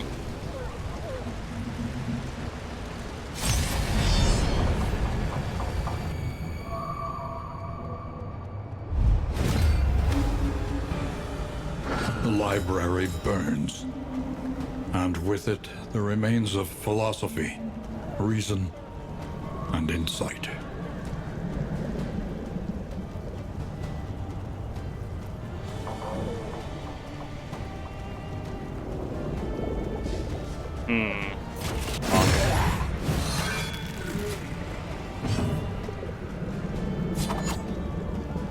I guess I should clarify, it's also not to say that whoever's complaining about the game doesn't know any better or is like baseless. I think that there's plenty of criticisms you can hurl at almost anything. But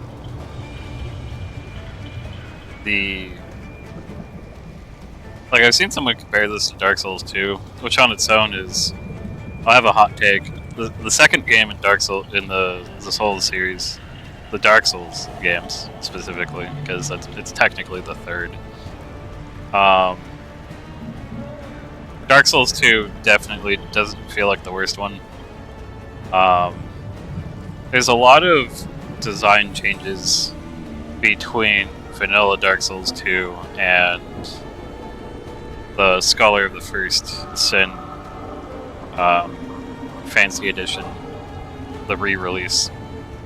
Like, complete enemy layout or complete changes to enemy layouts and stuff like that. Some of them make sense, like having the pursuer pursue you, or just being around more and more obnoxious.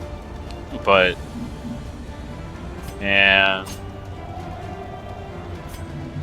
probably gonna get more damage off of this.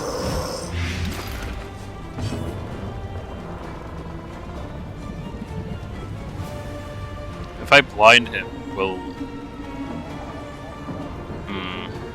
I don't think I want to run that risk. Please do not give me AIDS.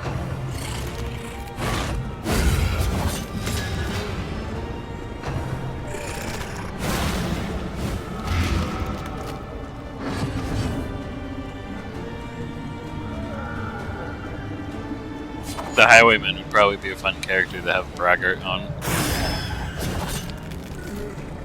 Sorry.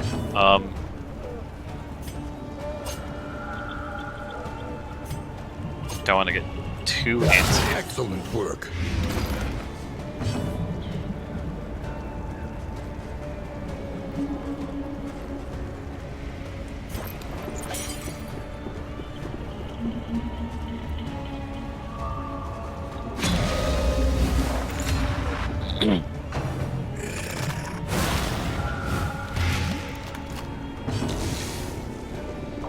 Poor guy can't catch a break.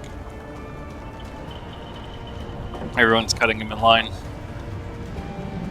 Not my problem. I'll take that.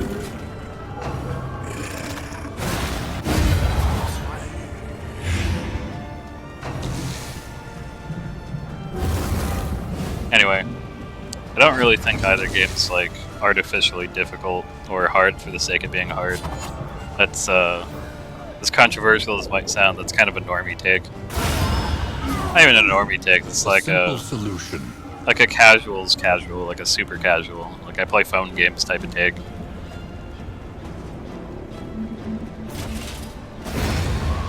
Not that being mean.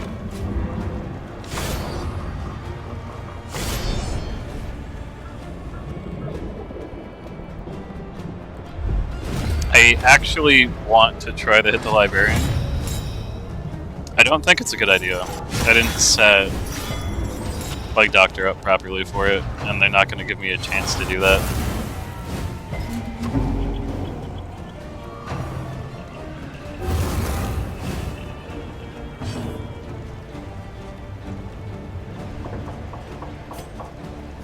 Cooperation is the key. This is more important.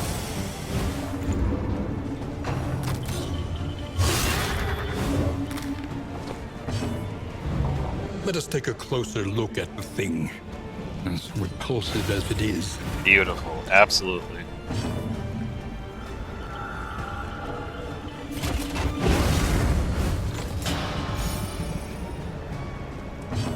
You know, this is pretty great. I think I'll gain all the benefits, but none of the downside. Moving my position. I could probably get away with having him in position 3, now that I think about it.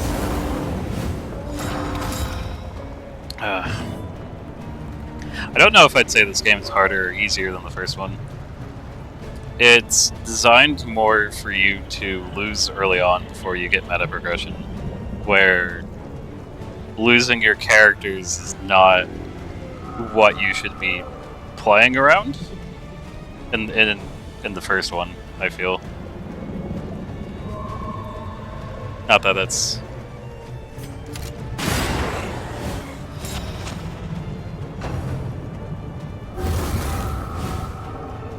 that interesting of take. This is gonna be rough. I think someone's gonna explode. Yeah, him.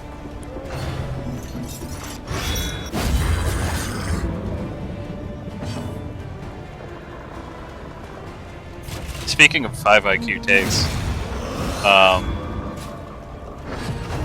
know a long time ago Sterling said something incredibly stupid about the first Darkest Dungeon being a commentary on capitalism or something funny like that. I don't know if that's intentional or if it's not from the developers. I don't know. I don't care. So A my response. do I let my greed get the better of me? No. The clear is more important. Recalculating one's odds is never a wasted endeavor. Glad you agree with me.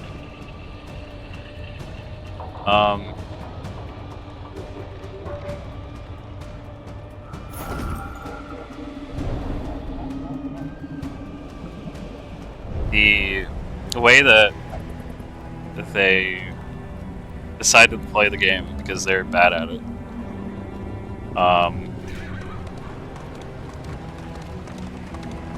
Or rather, that the game presented a learning curve, and well, there's a number of people who play with the path of least resistance, regardless of how I'm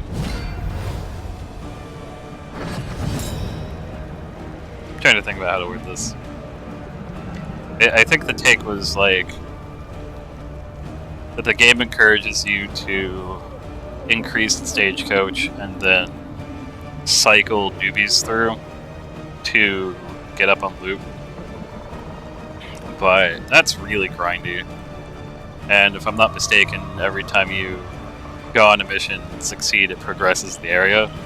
So you're trading, getting loot and safety for your intended main party members in exchange for making the game harder later. When instead of that, you can intelligently manage your adventures. And I know it's funny, isn't it? You can intelligently manage your adventures and not lose them and pay some to engage with the resource management and managing your heroes. This is what I was saying earlier about the whole it's a dungeon party management sim, or dungeoning party sim, management simulator, more than it is in like whatever this game is. I mean, not that it's absent in 2, it's just very different, and how you the requirements that you have for actually being able to manage your party members is to succeed in a whole run. Sometimes shit happens, like that's just the name of the game. I feel like it can be way more of a setback in this than it is in the first one. You're always going to have a replacement man-at-arms or a replacement highwayman every time you start anew. But there are requirements that you have to be able to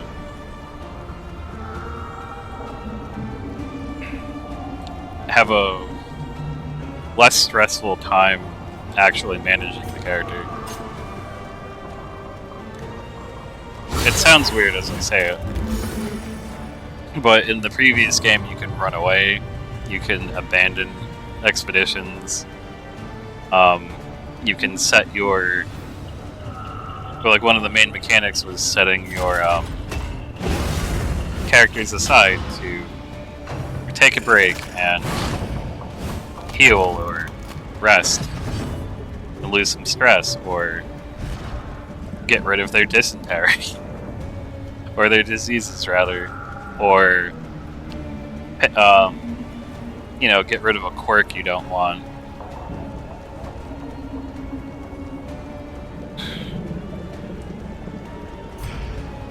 And, you know, that's still a thing in this game. You just have to... You're always on the road, basically. You always have to do it on the road. If you want to manage a character, you have to commit that character to risk at the same time.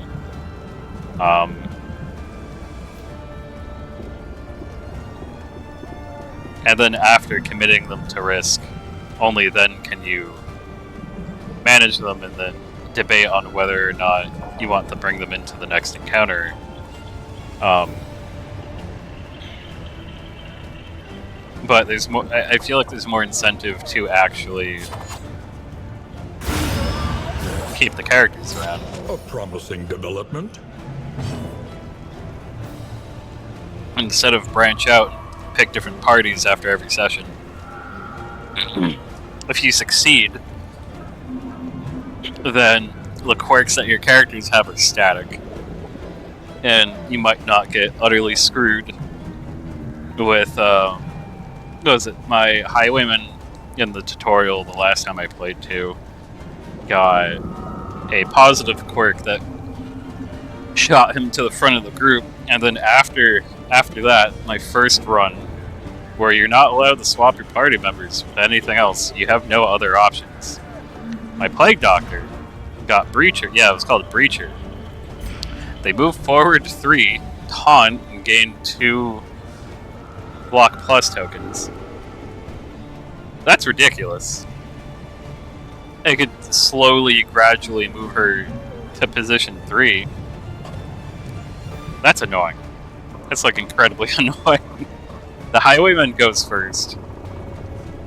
Out of the 3 characters I care about moving, because the Grave Robber is going to be in the back. So he's in position 2. She moves up. I should probably should have kept him in position 1 so she could get there. Have him stab forward and have Barrison punch forward like that. Another impediment. And what a pain in the ass. Cleared with impunity. I wouldn't stop this man.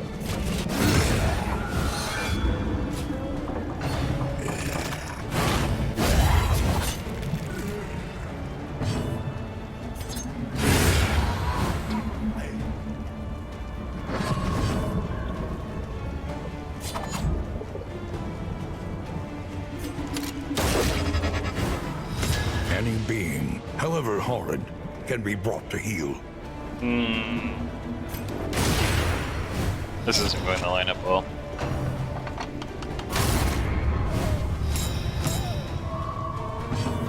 I'm sure one of the 5 people that are going to watch this is going to have something to say about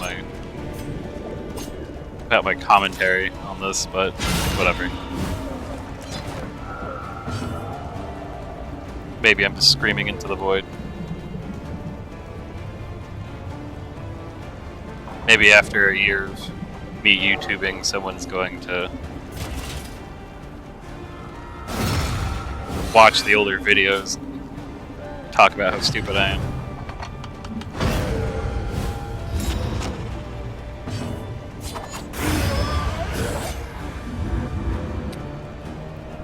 Just music for a laugh. Sweet reprieve. Until the next test is put before you.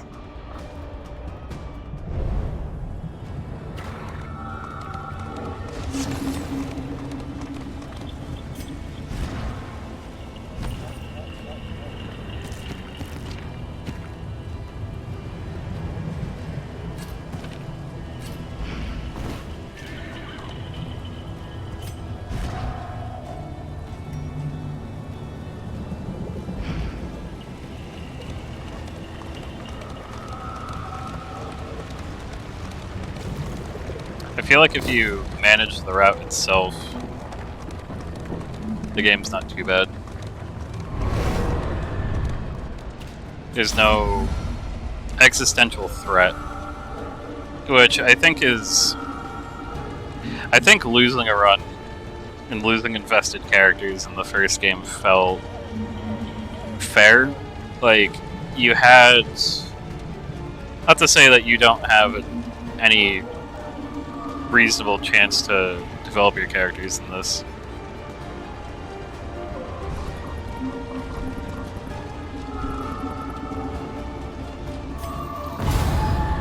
I didn't want to run away.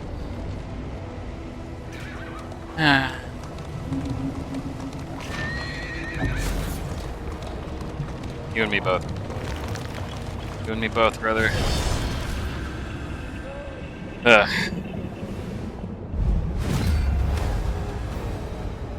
But when I say fair, I mean...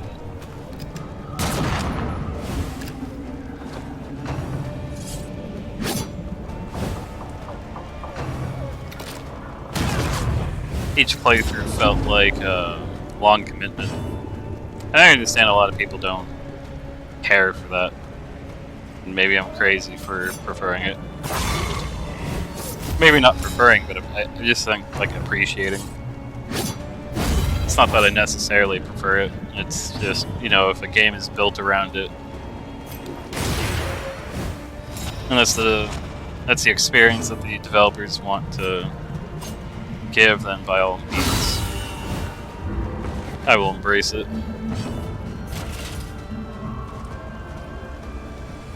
I don't think we have enough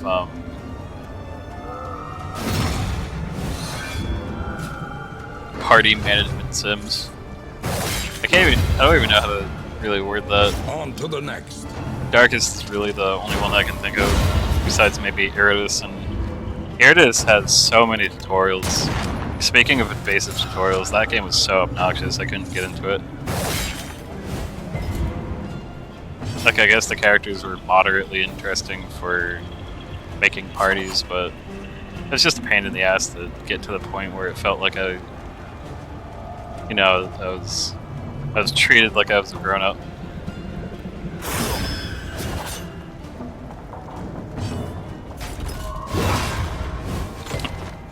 One of these days, I'll stomach it and deal with it, but not for a while.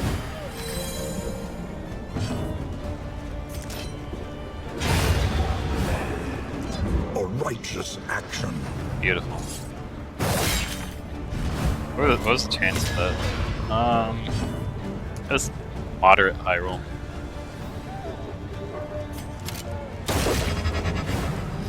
Any being, however horrid, can be brought to heel.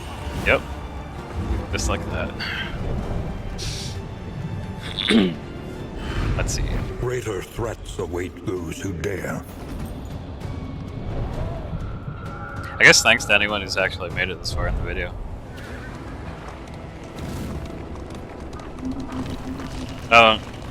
My intent isn't necessarily to be the next RPG YouTuber or anything like that. My mentality is just to finally stop being lazy and record videos when that was a thing I've wanted to do for a while.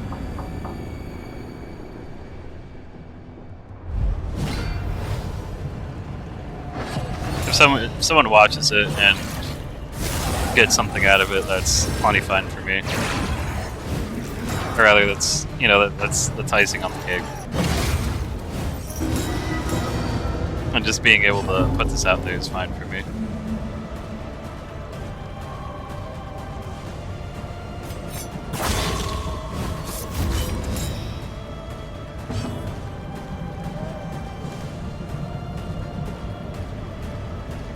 I don't need to rush this, but I should buff.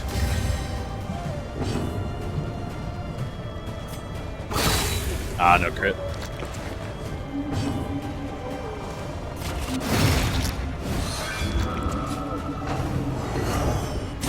Oof.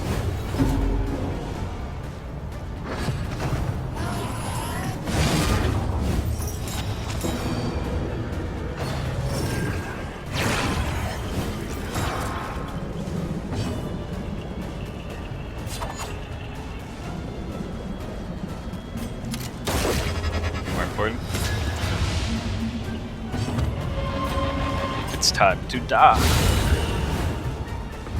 Early results are encouraging. Only. I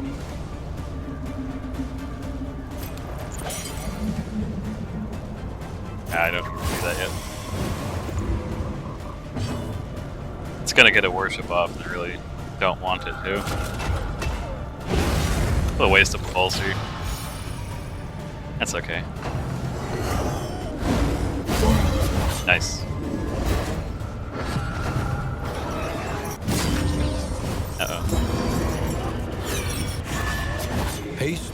and carelessness. Hallmarks of the unprepared. Oh, shut up.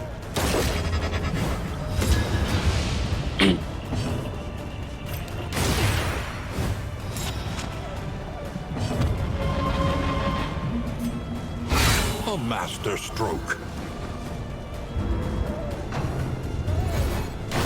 Awash in turmoil.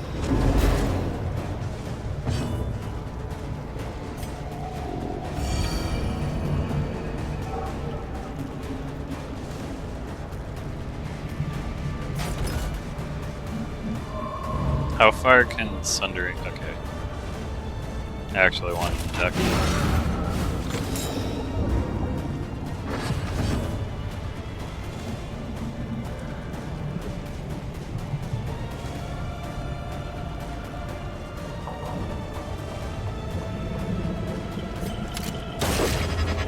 Because he's big, I can mark him. Measure out your violence and apply it judiciously. Goodbye. Another that's so creepy. impediment cleared with impunity.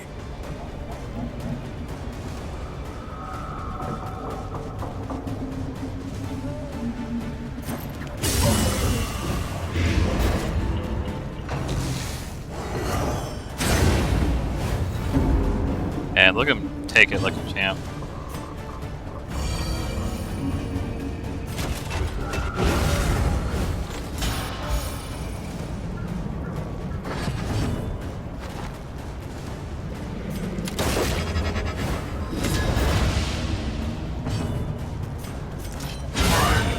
Beautiful.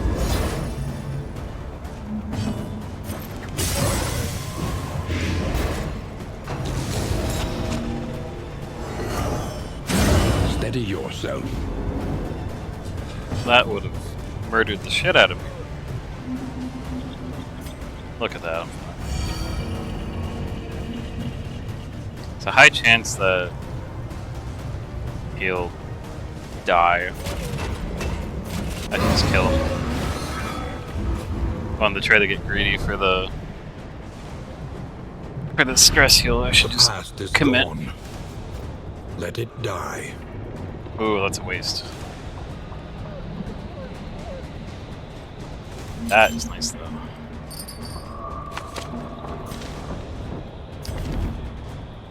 I really wish you could sell trinkets. Turn them in for candles. I mean, that's useless later on, but...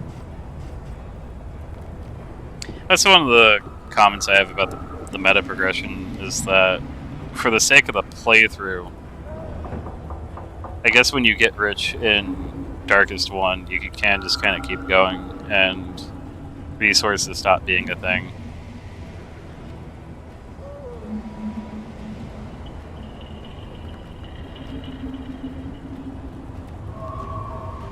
I think that's why I enjoy the idea of there being a timer. Like you have to complete the game in a certain amount of expeditions. Both being able to continuously play is really appealing to me, as well as having a contained playthrough.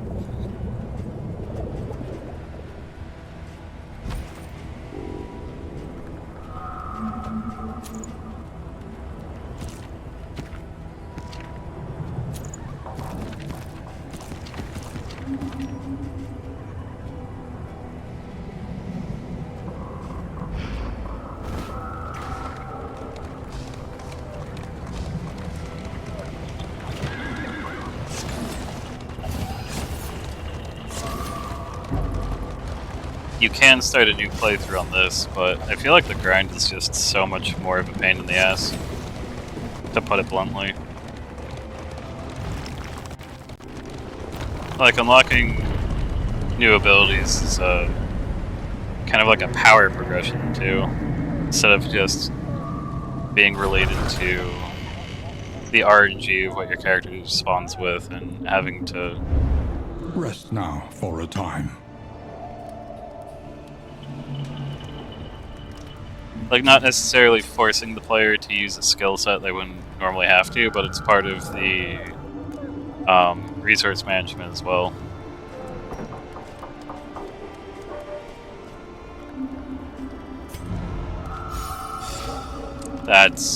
This could not be better.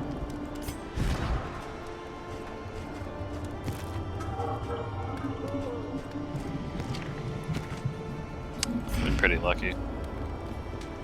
I think I want to give this to Dismas, or we give it to Audrey.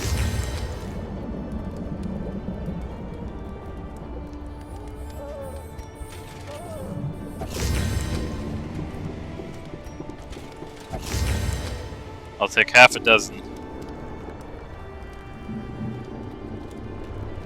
Aren't there actually 6 on here?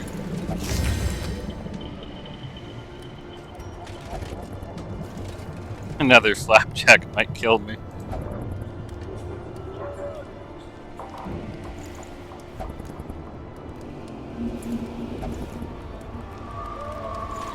That's cute.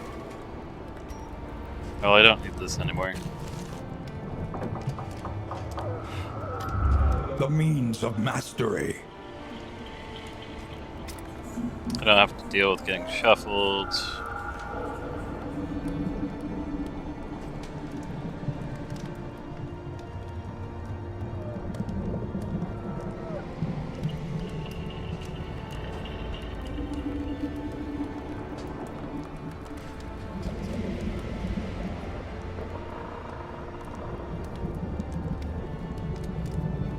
I think I'm gonna get rid of ounce prevention for cause of death.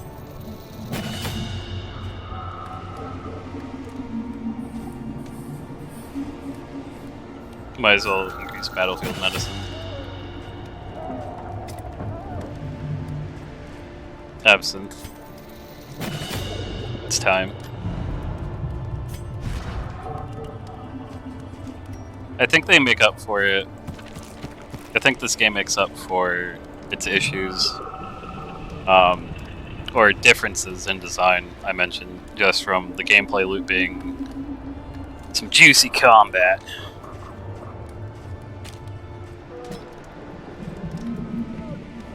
I like the slow, methodical approach to preparing for dungeons before, but having a different style of game with the same combat's not that. I don't even think that they should have made a new IP or anything. It's fine as it is.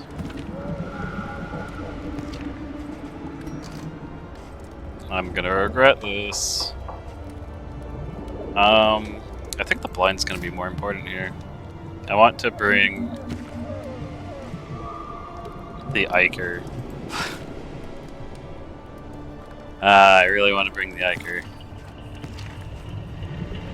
Do I want 18 bleed damage? Or do I want Noxious Blast to be more consistent? I think I'm gonna take the bleed damage and pray.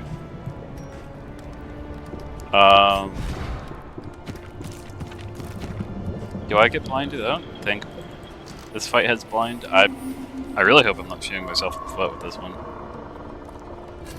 I'll give him the I don't want to die potion.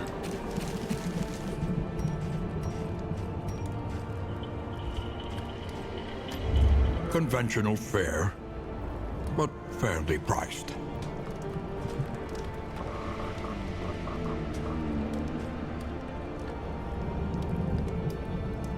This is a rough one.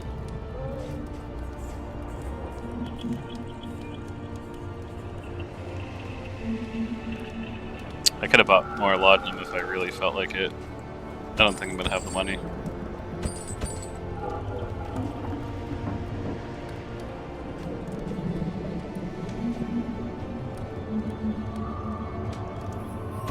That's gonna be huge. Do I even put that on Dismas?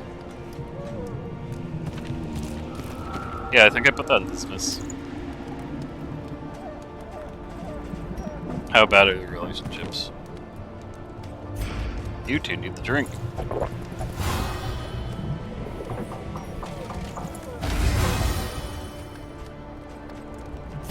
What else do you need to smoke with Barristan?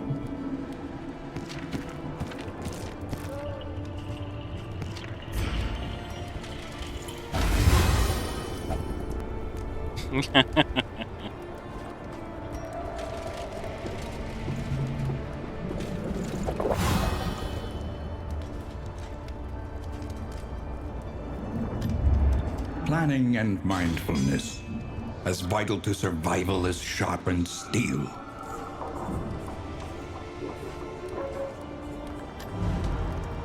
All roads lead to the mountain, but only one leads beyond it. I think because of how the loop plays out, it feels like the game is largely low commitment, and that the only you don't have to make meta decisions, but at the same time you do.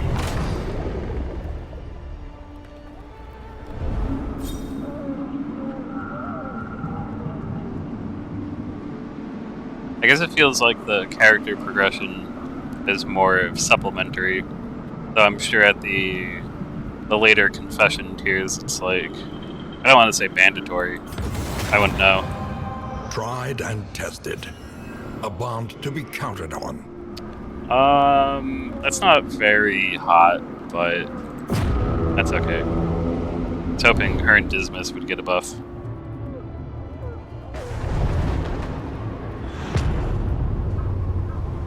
Flapjacks. Last meal. At last, the great ziggurat. Temple of failure and regret.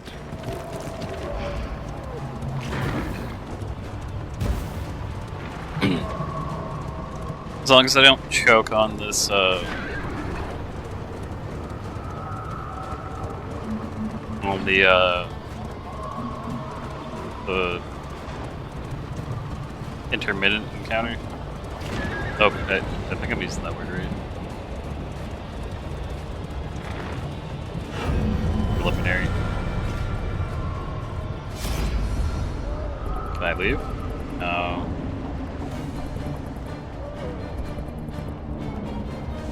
Training for this all my days.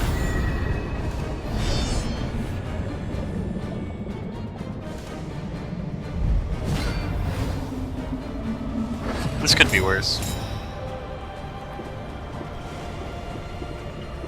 This could be worse. I want a duelist's advance, but I also want him to die.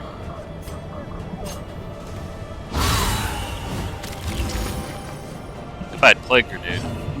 I do not have Plague Grenade. Probably should have took that. That's okay. Blind. Damn it.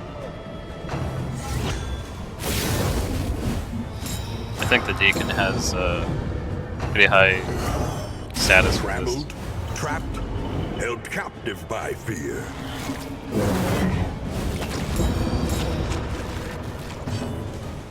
The curse of the Vuvuzela.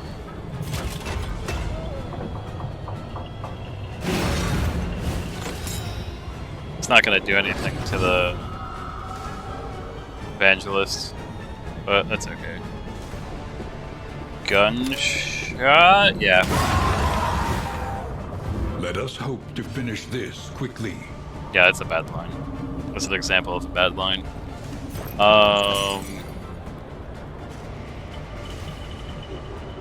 think I can stomp the shit out of the Deacon early.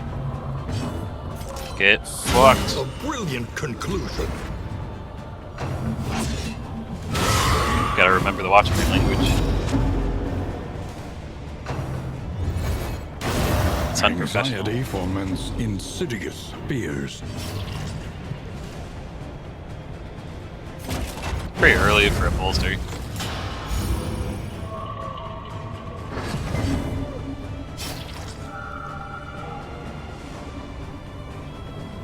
Ah, I see. So the upgraded defender gives you a turn to bolster and still have the guard. Man, he's a chonky boy right now. Not nearly as bad as what was that? I got a 100 something HP flagellant once. That was funny.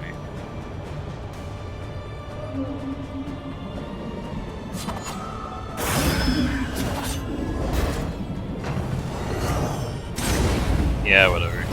Anyway.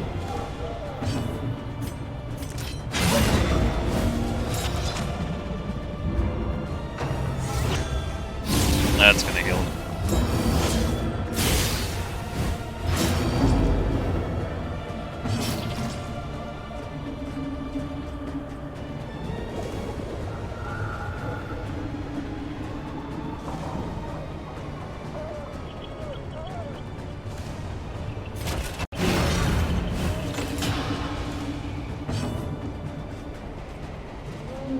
It's a nasty bleed.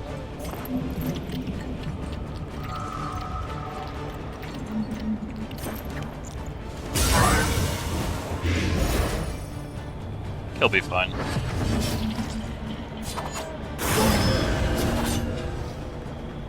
Get him.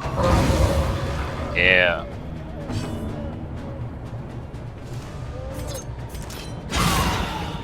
Gorgeous. Yeah, there's no way I'm doing the rest of that in one turn. Perfect.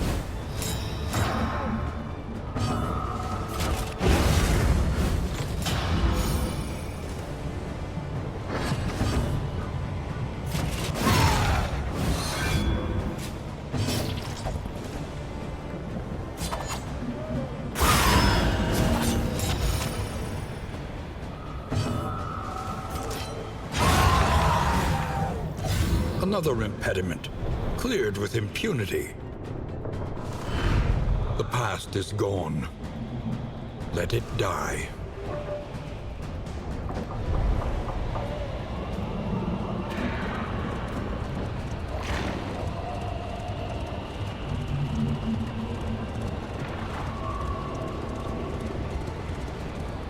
I feel like I would have liked to see a lot of the mechanics in this game be in the first Darkest Dungeon. Gate is revealed. Or more specifically. Beyond, only infernal nihility and non-existence. Like, I'm not super into the idea of this of making a sequel just to obsolete the previous Pity game. the great denier, chained by its own command. I think having a sequel that's Trammeled, trapped, the first one, captive by fear. but like in presentation, at least specifically in Darkest's case, how you have the hub and how it's presented for party management and or like roster management.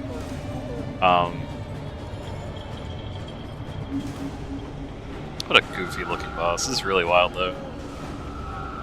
Sorry.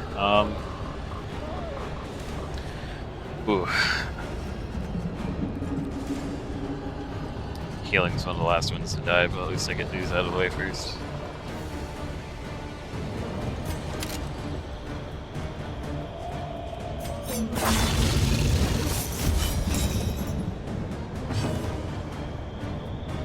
Trying not to be too absent-minded here.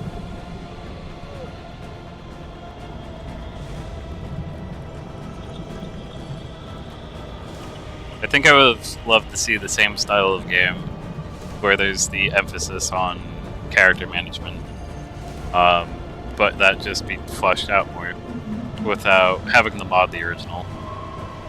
I like the idea of having the first game as what it is, and the sequel being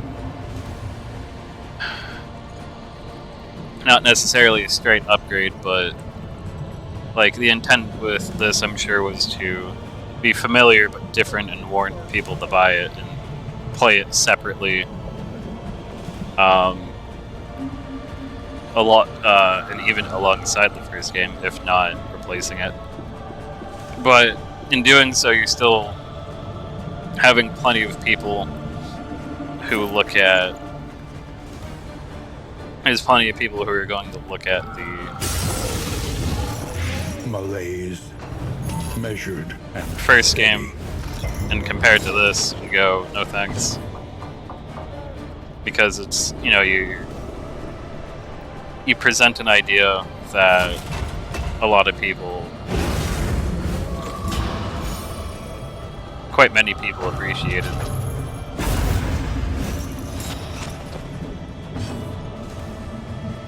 And again, that's not to say that, you know, they can't diversify the products, or, you know, in an artistic sense, even in talking about game development of all things. Not of all things, but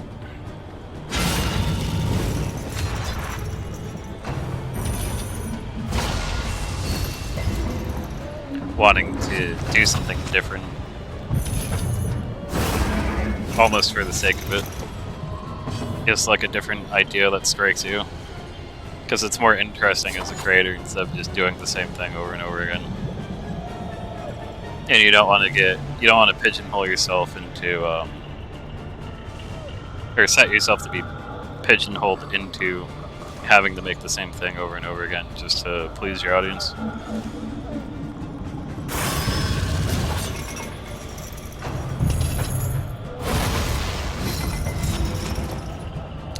I really should bother to use absinthe early on. I'm being a little silly.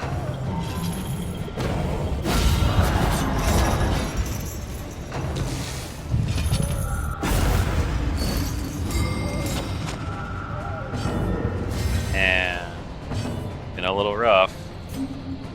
That's okay. A little help impeccably timed.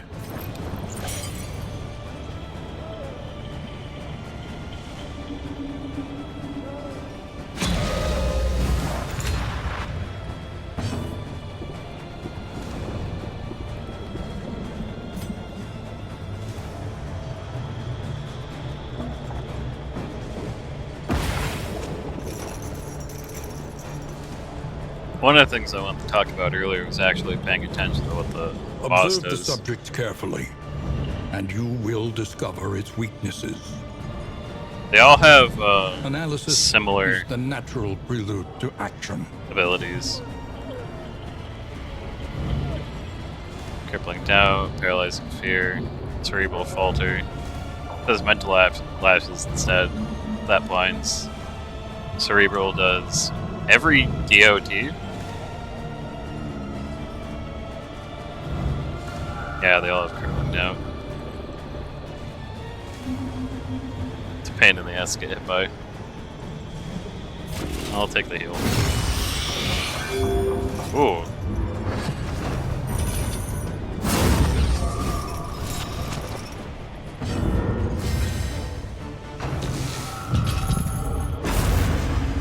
I guess what I'm saying is I would have liked both. Like, as opposed to just wanting to make something different in spirit, at least. Like, there's still downsides that way against the upsides of that, as well as there still being artistic merit in improving upon the original vision.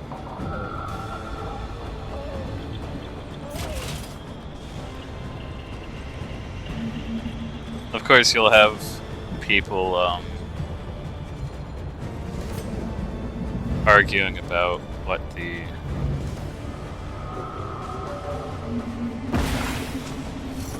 better version is going to be in that case, but that's going to be there regardless.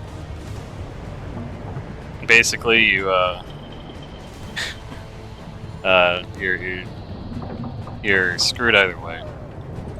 So it really just comes down to how you're feeling about it.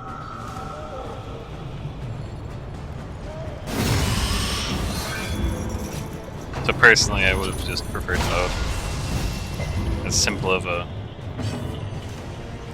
person as I am.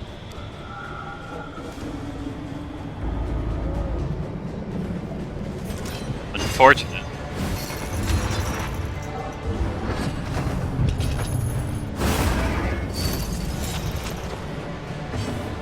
Man, what a pain in the ass.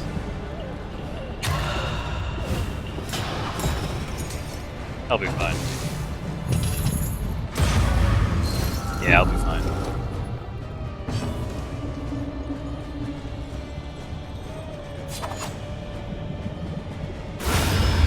Beautiful.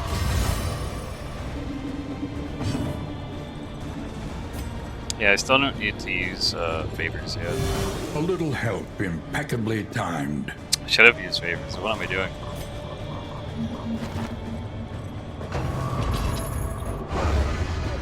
Look at this knucklehead.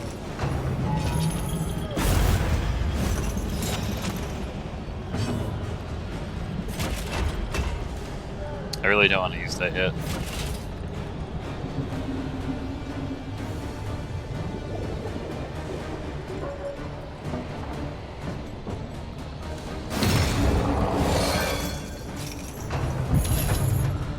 This is no time to falter.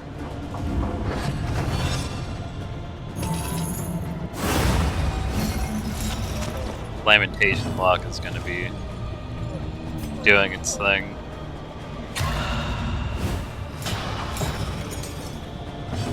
Regardless of what I want. I think I'm going to get brought to Death's Story. So...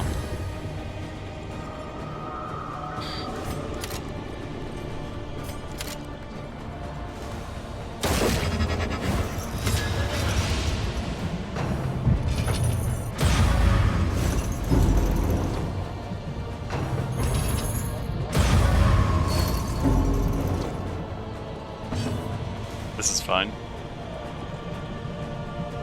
This is alright.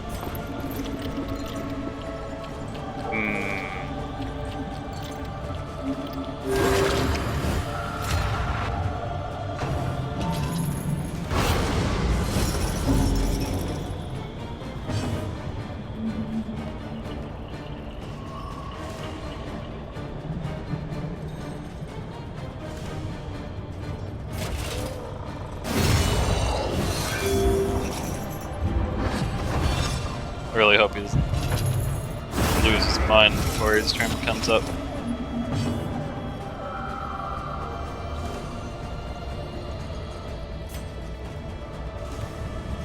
I should be using this. What am I doing?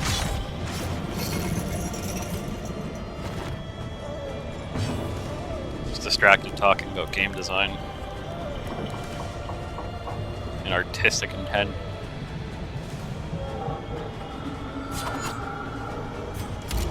A long fight. Better use that while I have the chance. Really? Uh-oh. It's done? No, it's okay. Don't hit him, don't hit him.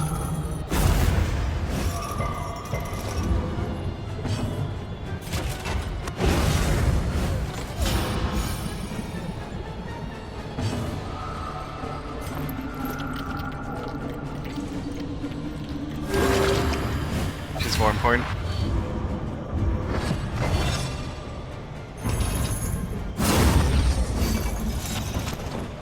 This is gonna suck. Empowered, emboldened.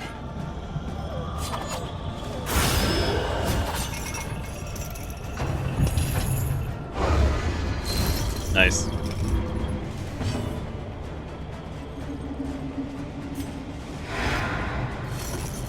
This is more impactful.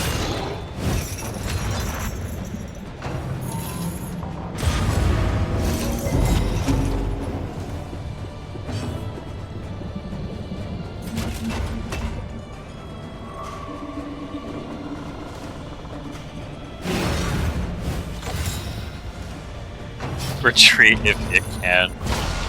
That's cute.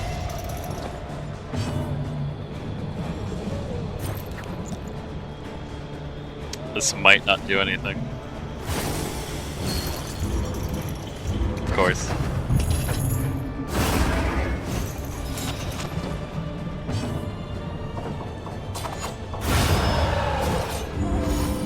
Time to pray.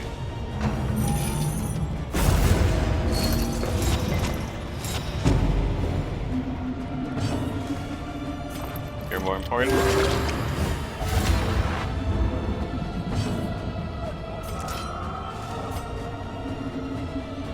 Her HP is just not low enough. Are you serious?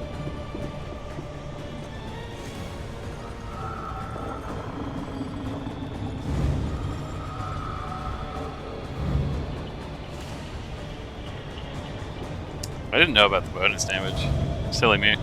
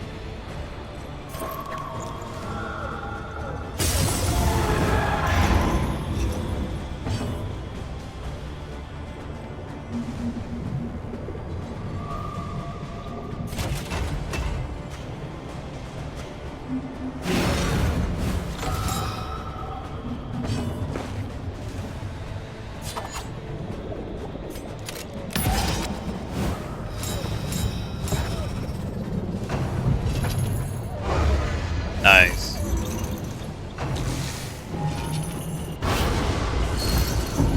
Rough.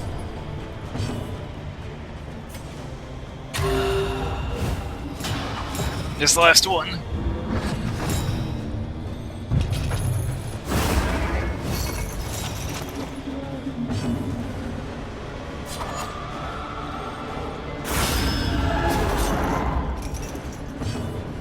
Completely content.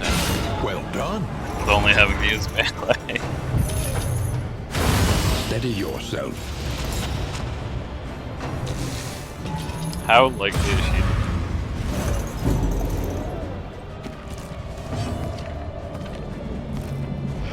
Coin flip still, that's not terrible.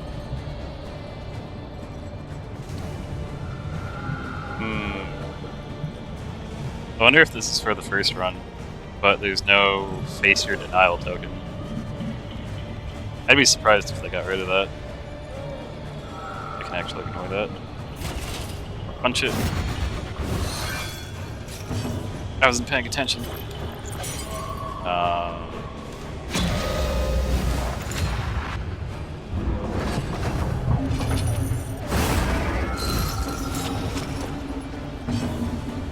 It's okay, just pick to the face.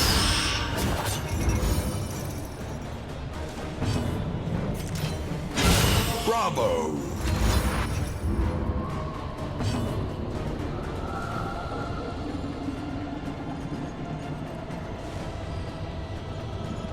I can keep her alive. Should be over before it matters.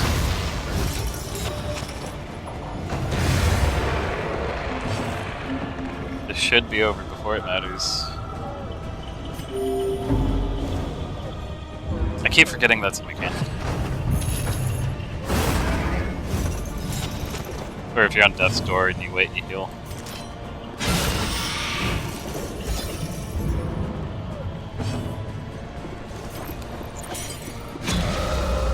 Get him, Dismas.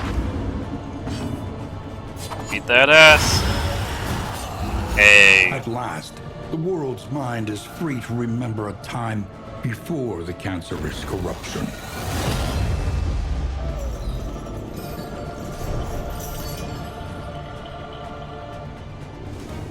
I like how it's not defeating the organs, like the At last, the shackles veil around it. begins to lift. I'm sure this wasn't terribly interesting to watch since it's just the first run, but I got a clear on the first run. Look at that, 87 candles. And now to do something that may or may not make someone scream, if they've even made it this far. Which, again, thank you. It was you who found the cipher, scribbled hastily in the decaying margins of some long-forgotten tome. Scribbled in blood. Whether by providence or happenstance, we stumbled upon the mark of some strange power invoked the world over, reflected in cultures predating mankind itself. A semicircle radiating 5 points of power. A symbol hidden deep in the iconography of every ancient empire. The Iron Crown, enigmatic and ubiquitous. God, that's so cool.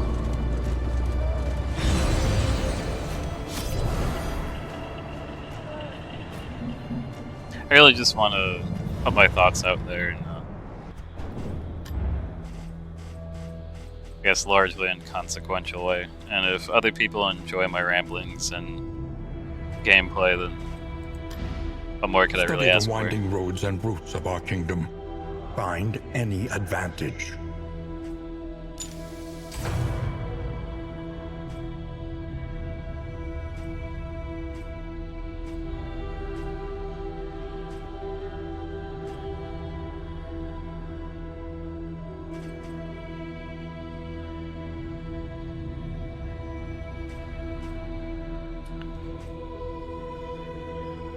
I kind of want to just go all the way down the Infernal Flame without any other meta upgrades. I'm sure that would be interesting.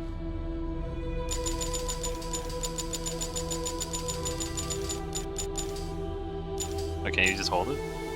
Oh, you can.